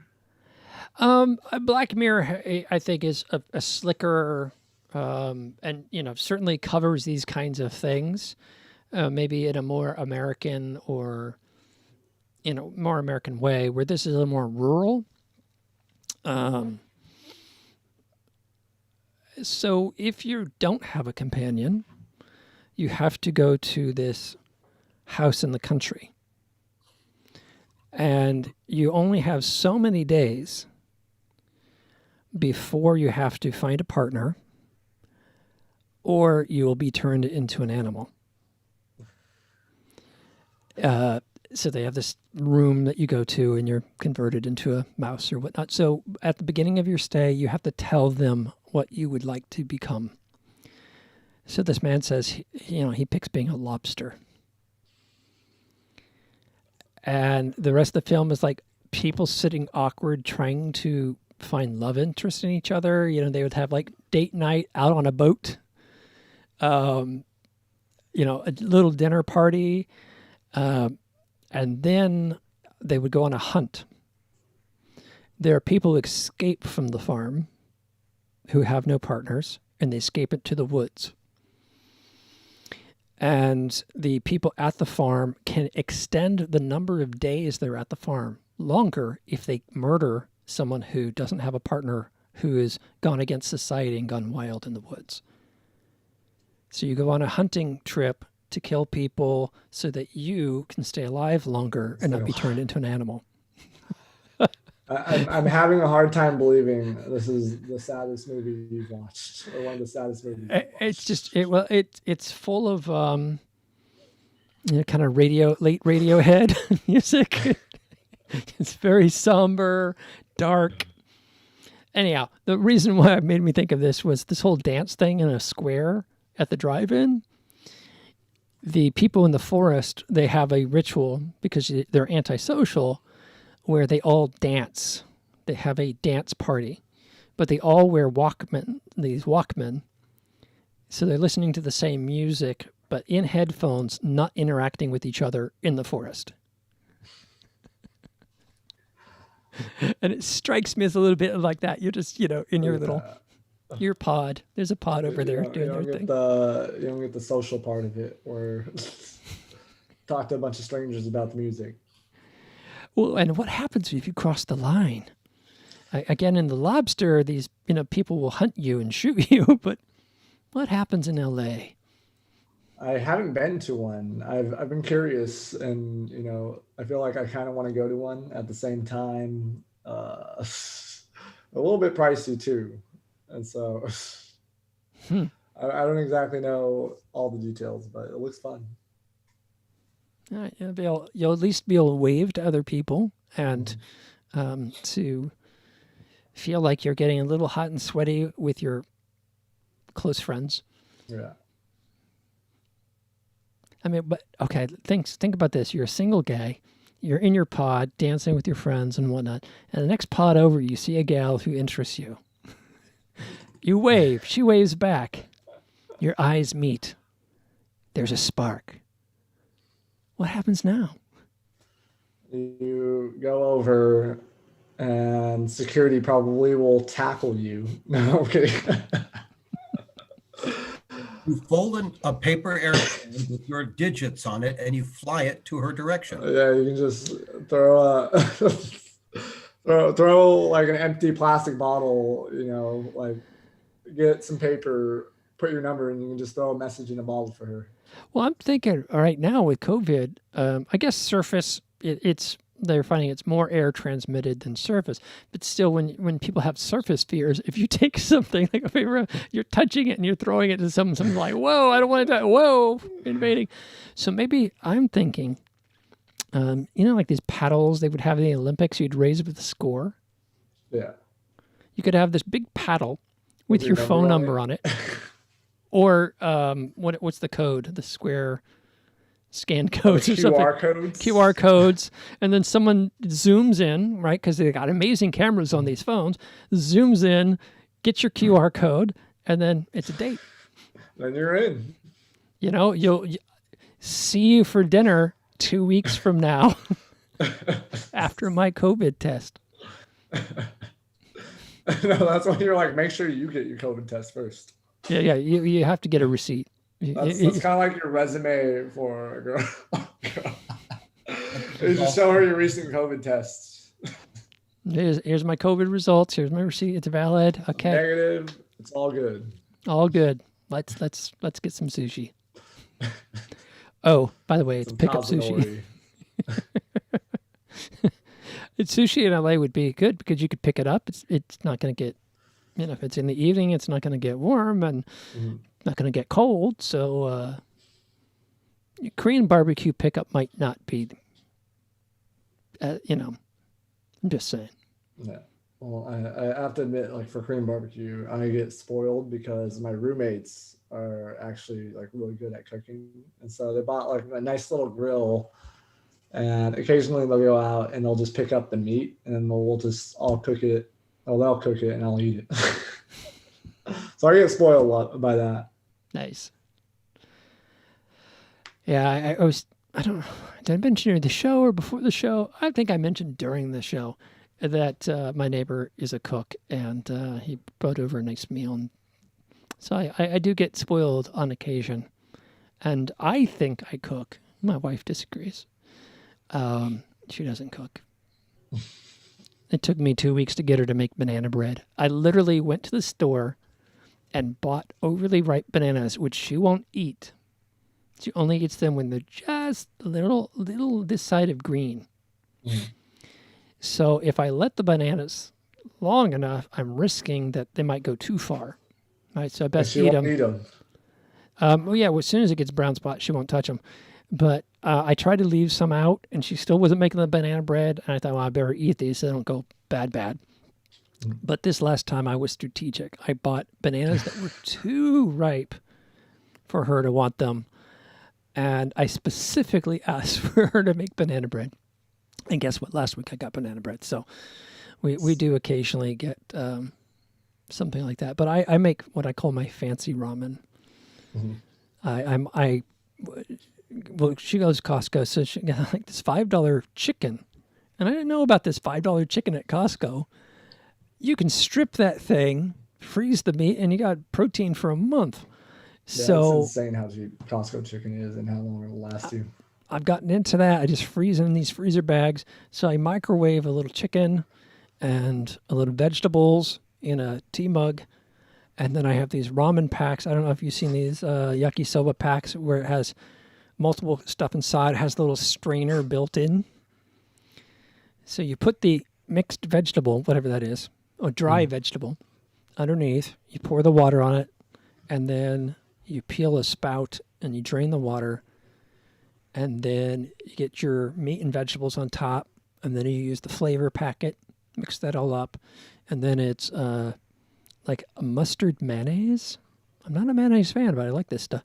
You squeeze it across the top, and then you get a little fukake, and it comes with a little spice pack, which is basically like a seaweed with some flavoring. And then I mix a little extra sesame fukake on top, and I mix it. I'm like, look, honey, it's a meal. She's not impressed.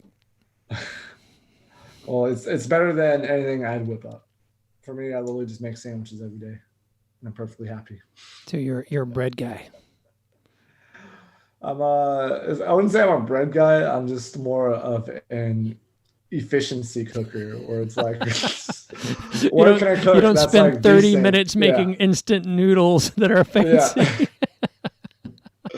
My roommates are disgusted with me because literally I've been eating a sandwich for like every day, every meal, just about for the past year. Like unless we're doing something or like special, that's the only time I will stray away from sandwiches. I'm just so busy. I'm running a software company. I'm effectively running a band company and developing that company, and anything that comes out of that. So basically running two businesses. The head of the software company is a developed programmer, and the head of the band company is an entrepreneur, and I'm basically doing everything that needs to happen for these two. There's a team on the band side. There's like a team of about 30 people, and they're all creatives. So I'm helping form the structure and team building and getting to talk to each other in the most efficient ways and stuff like this. And then I'm working on my own music. So I don't sit down for a meal. Yeah. And I wake up, try to do some physical, a little stretching, a little working out, a little yoga. And then it's like, it's midnight and then time to go to sleep and repeat it. So I tend to be pretty instant with my food. Yeah. Whatever I can get out fast is what I shoot for. So you're doing music production. And what's the rest of your world look like there in LA? It's literally full-time music production. Before I moved down to LA, I ended up saving a good amount of money, and so that way I can be, self-sustained while I focus on music. And to me, that kind of like represents like the time that I spent on school, or like I'm just completely dedicating right now to music. And so every day is just figuring out like what I want to do, like what are my big plans, and what I need to do today in order to get those done. And so it's like I got a big old schedule of stuff that I want to release and when I want to release it, and what I want to do for everything. Nice. And so it's literally like full-time music for me outside of having fun here and there. Are you doing any sync licensing? Not yet. I think right now my plan isn't to focus too much on money or the monetary aspect of it. I kind of want to focus on developing, a fan base that likes my music, and then once I have that, then maybe talk to some maybe labels or pitch to music festivals to see if I can get on their lineup or anything like that, and then make money through just touring. Well, I'm just thinking not so much like, hunting down for the income, but as far as getting exposure, getting your music out there. If you're in LA, you've got this great opportunity because there's so many music supervisors in LA. Yeah. And if you were, most of the rest of the world, you wouldn't have that opportunity. But since you've moved down to LA and you're in the hotbed of music supervisors for TV and film production, it would seem, obviously going out to lunch is a little more tricky than in the past, but it would seem like you have more than record labels. And during COVID, live production performance. If you could connect with music supervisors that are in your genre, I'm not saying like go hunt to get a placement on a TV show that has nothing to do with your style. Find shows that use music of your style that you have connection with. If you connect with a music supervisor there, now your music gets involved in a TV episode, say. Now you have that to go to a live, you build audience with that. Yeah. And now you go to a live touring venue for DJs and whatnot, and you're like, here's my track. Just got, 5 million views on episode 5 of Stranger Things Part 3. And that creates a certain clout, right? People are attracted to success. So that my mind was thinking about what you're doing, and that occurred to me might be a path for you to, while you're in LA, to open up some additional doors. Yeah, that's definitely something I need to be better about, is really taking advantage of being in LA. And it's really funny because I thought I'd be, networking more, but then once the whole lockdown thing happened, I feel like I've been connecting with people online who aren't necessarily from LA. But again, it's that whole seeing the opportunities come up when, it's kind of like the good side of lockdown, where it's like easier to connect and more people are looking to meet online. But so you move all the way to you move all the way to LA, and then you meet a music supervisor from Toronto, and you go huge in Canada. That would be great. I thought it's the other way around, where the Canadian stars come to the US and then they become really popular. That is the Justin Bieber. That is the traditional. The US is the market. Something like 23% of the world's economy is happening in the United States, and mainly the continental United States. So that's a huge attractor. At the same time, it became very expensive here, so a lot of creative production moved to Vancouver, British Columbia, or in Toronto back east. So there are these hotbeds of production in other places. And, everybody talks about Nashville, but it's really the singer-songwriter capital of the world. Yeah. And LA certainly was the movie and TV capital, and still is. Certainly in India, there's a huge amount of productions, more productions happening in China. But Canada, between Vancouver and Toronto, has a fair amount of productions that create opportunity. So, some random thoughts late on a Sunday night. I will have to check out those opportunities and dig into them. And music supervisors, make your friend. Because the reason why I mentioned that is, out of all the parts of the music business that requires more knowing exactly what the other person's looking for, I'd say that music supervisors for sync opportunities is that. It's who do you know, and have you made it easy enough for them? And this goes into the production, since you're fairly new to the production world. Every single track you produce, there is an instrumental version. Every single track, there's the full vocal, and then there's what I'd call a karaoke or TV mix. Some people call it TV mix, I don't know. So there's 3, if you do a mix, there are 3 files that come out of every mix. And more in sync licensing, do submixes like just the bass and the drum. Just the bass, drum, keyboard. So you end up with about, say, 5, 6 different assets per song, and they're all pitched.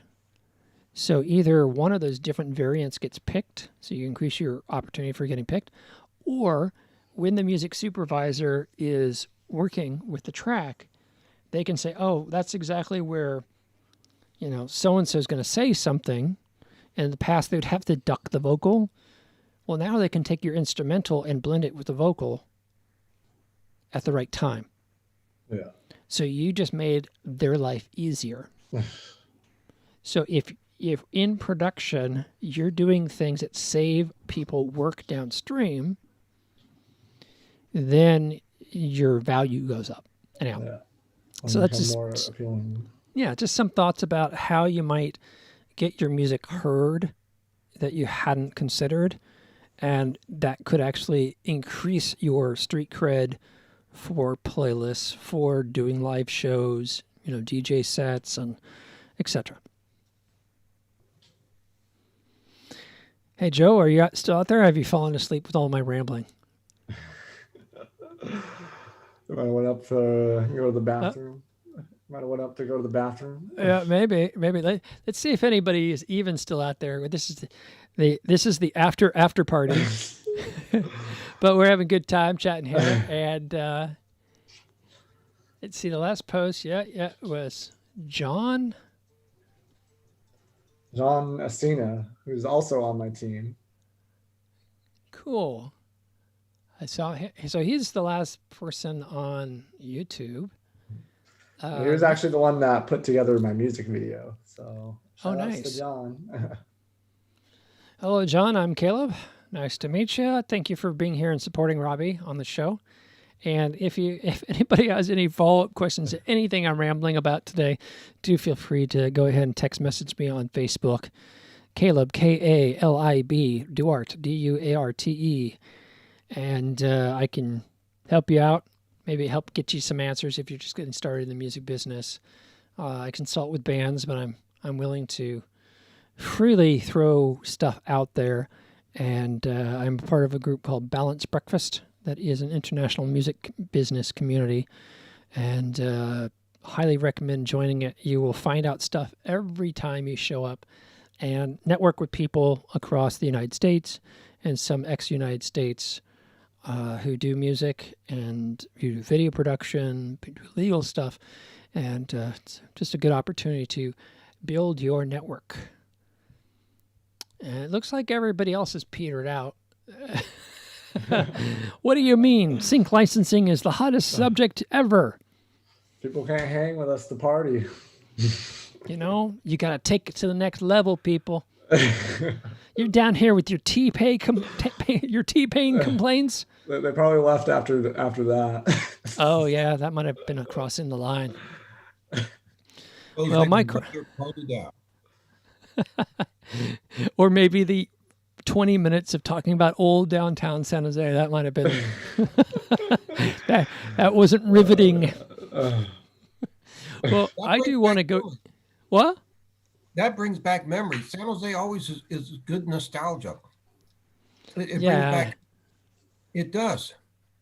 Well, we got away with so much, man. So I met Joe at a science fiction convention back when that was not cool. You kids these days don't understand. You got your Comic-Con.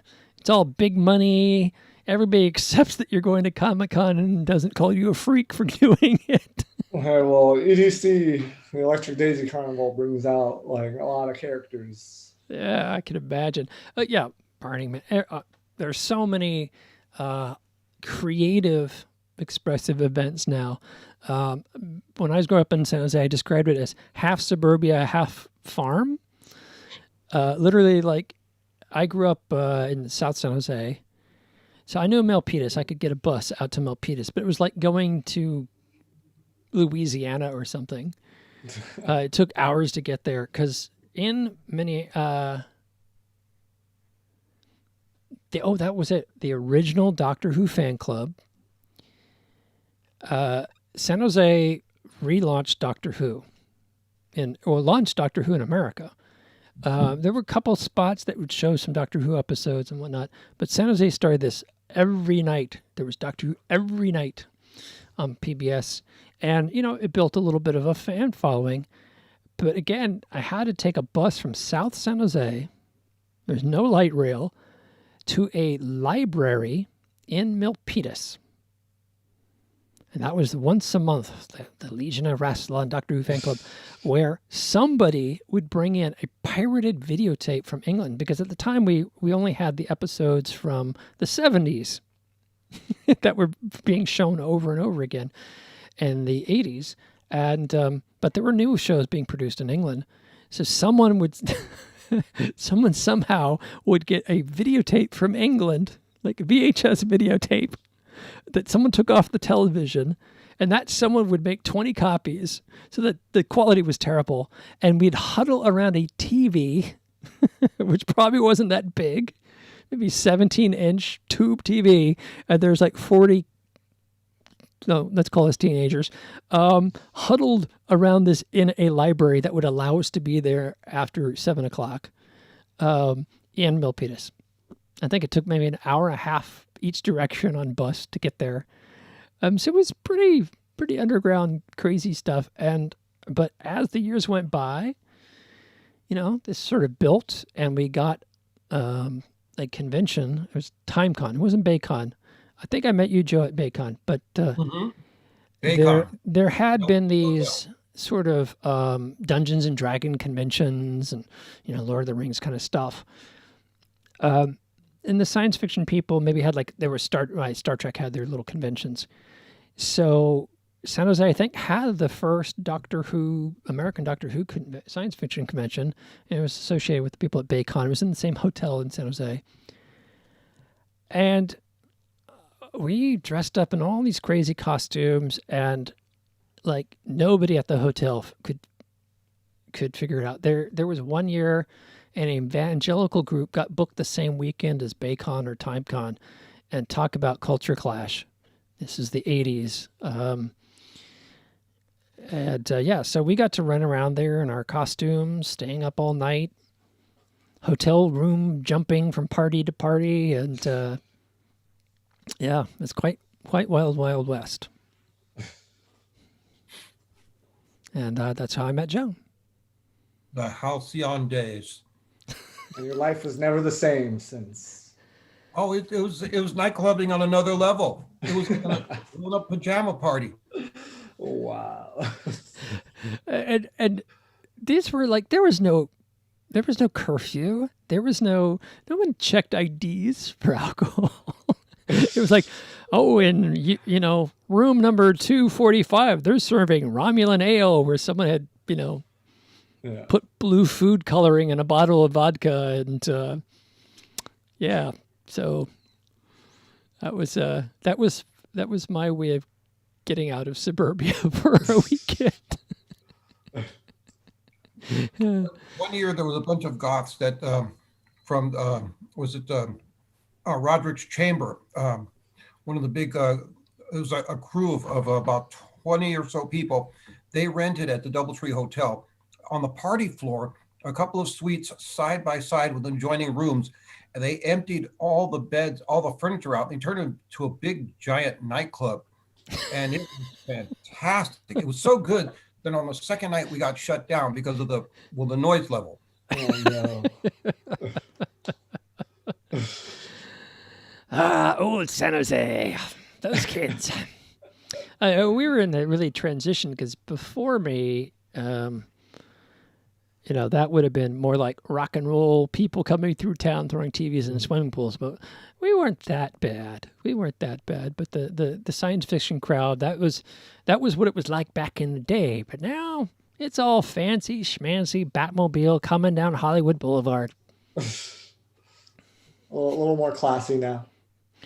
I don't know. Commercial is the word I would think of. We weren't watching some new fancy Doctor Who special effects. We were watching old Doctor Who where the spaceship was hung on a model string, and that was classic. Where the fan could make as good of a production as the thing you were a fan of. Oh, wow. Now that I say that, I can't say that anymore, right? Because the technology has gotten so good. On YouTube, I see these people recreating old Star Trek and whatnot. and it used to be very fan, like, me and my 5 friends did this. Some of this stuff is really professional now. Yeah, fan videos, fanfic is high tech. It's very professional. So you have Bandcamp, GarageBand. You have maybe a cheap copy of. My brain just skipped a name. Anyhow, there is very inexpensive video production tools out there. Even Final Cut Pro, which is like Apple's Premiere, they did the Lord of the Ring movies on it. It's like $3.99, at worst. I'm gonna say, if you go on Fiverr, I don't know if you've heard of Fiverr, but you can find people to do video editing and making videos for a very low budget price.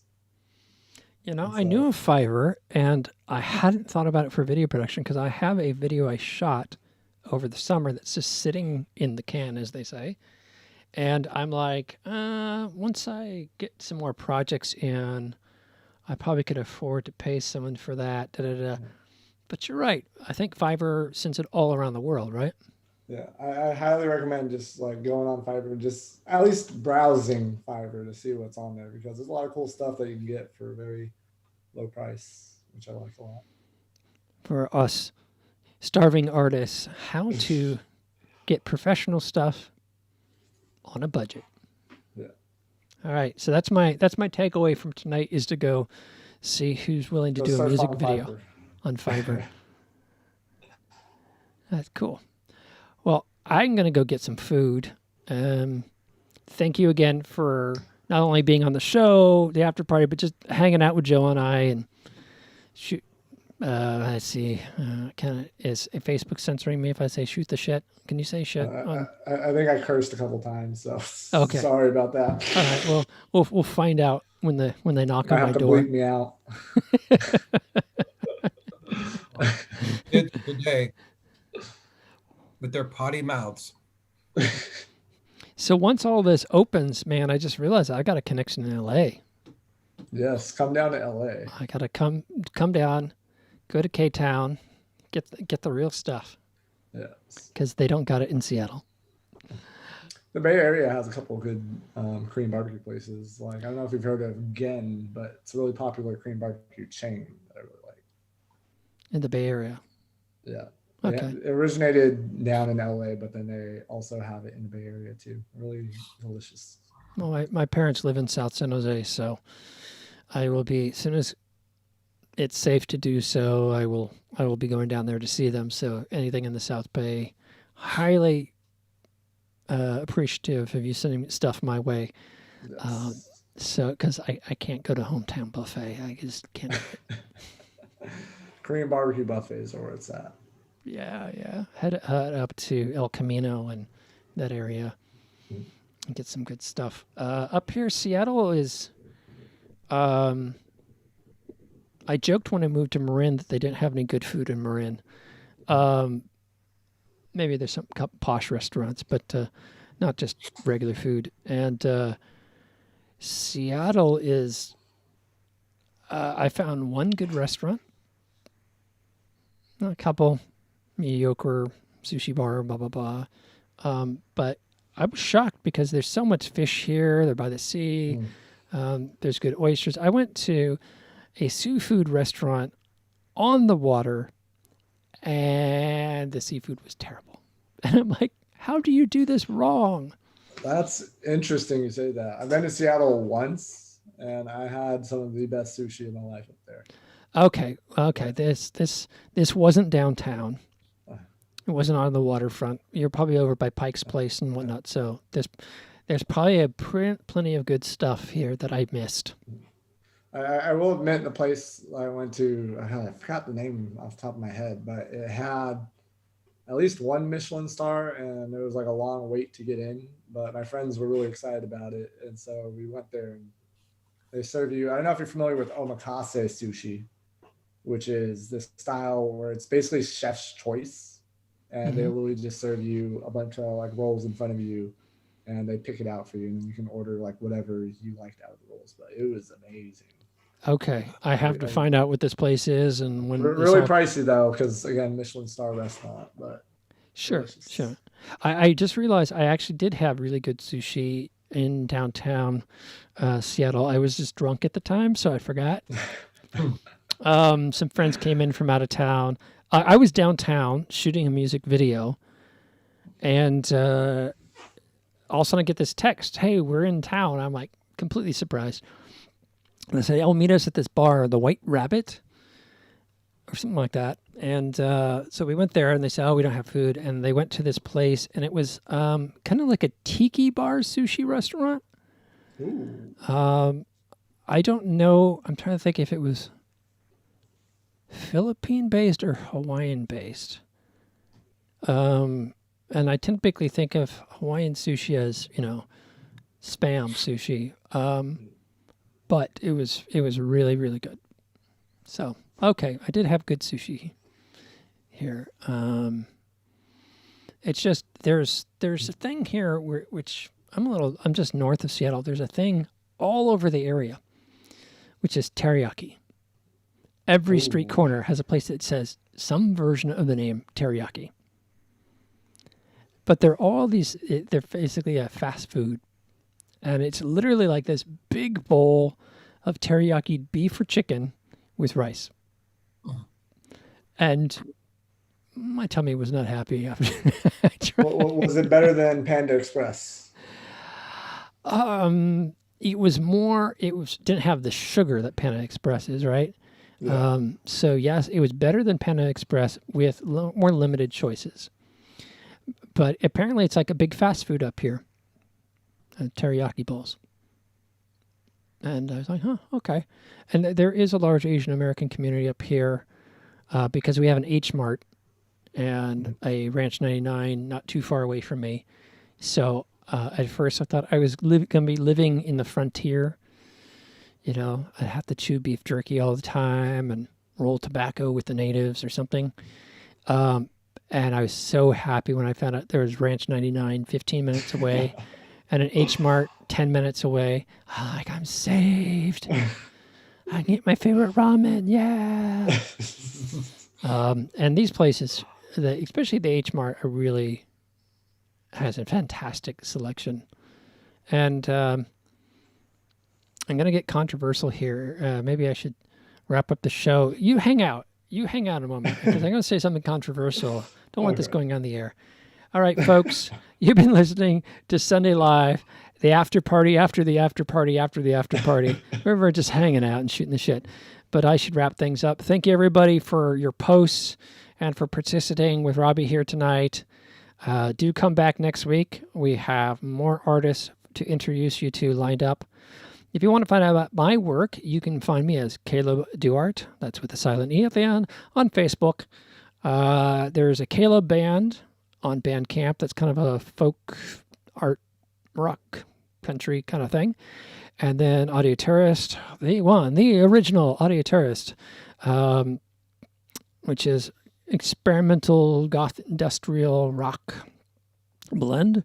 Then there's Cuir Bleu, French meaning blue leather, and it is a electronic sexy duo with a female lead singer. And then there's YouTube channels for all three band projects, The Caleb Project, Audio Terrorist, and Cuir Bleu. Check those out. And again, thank you.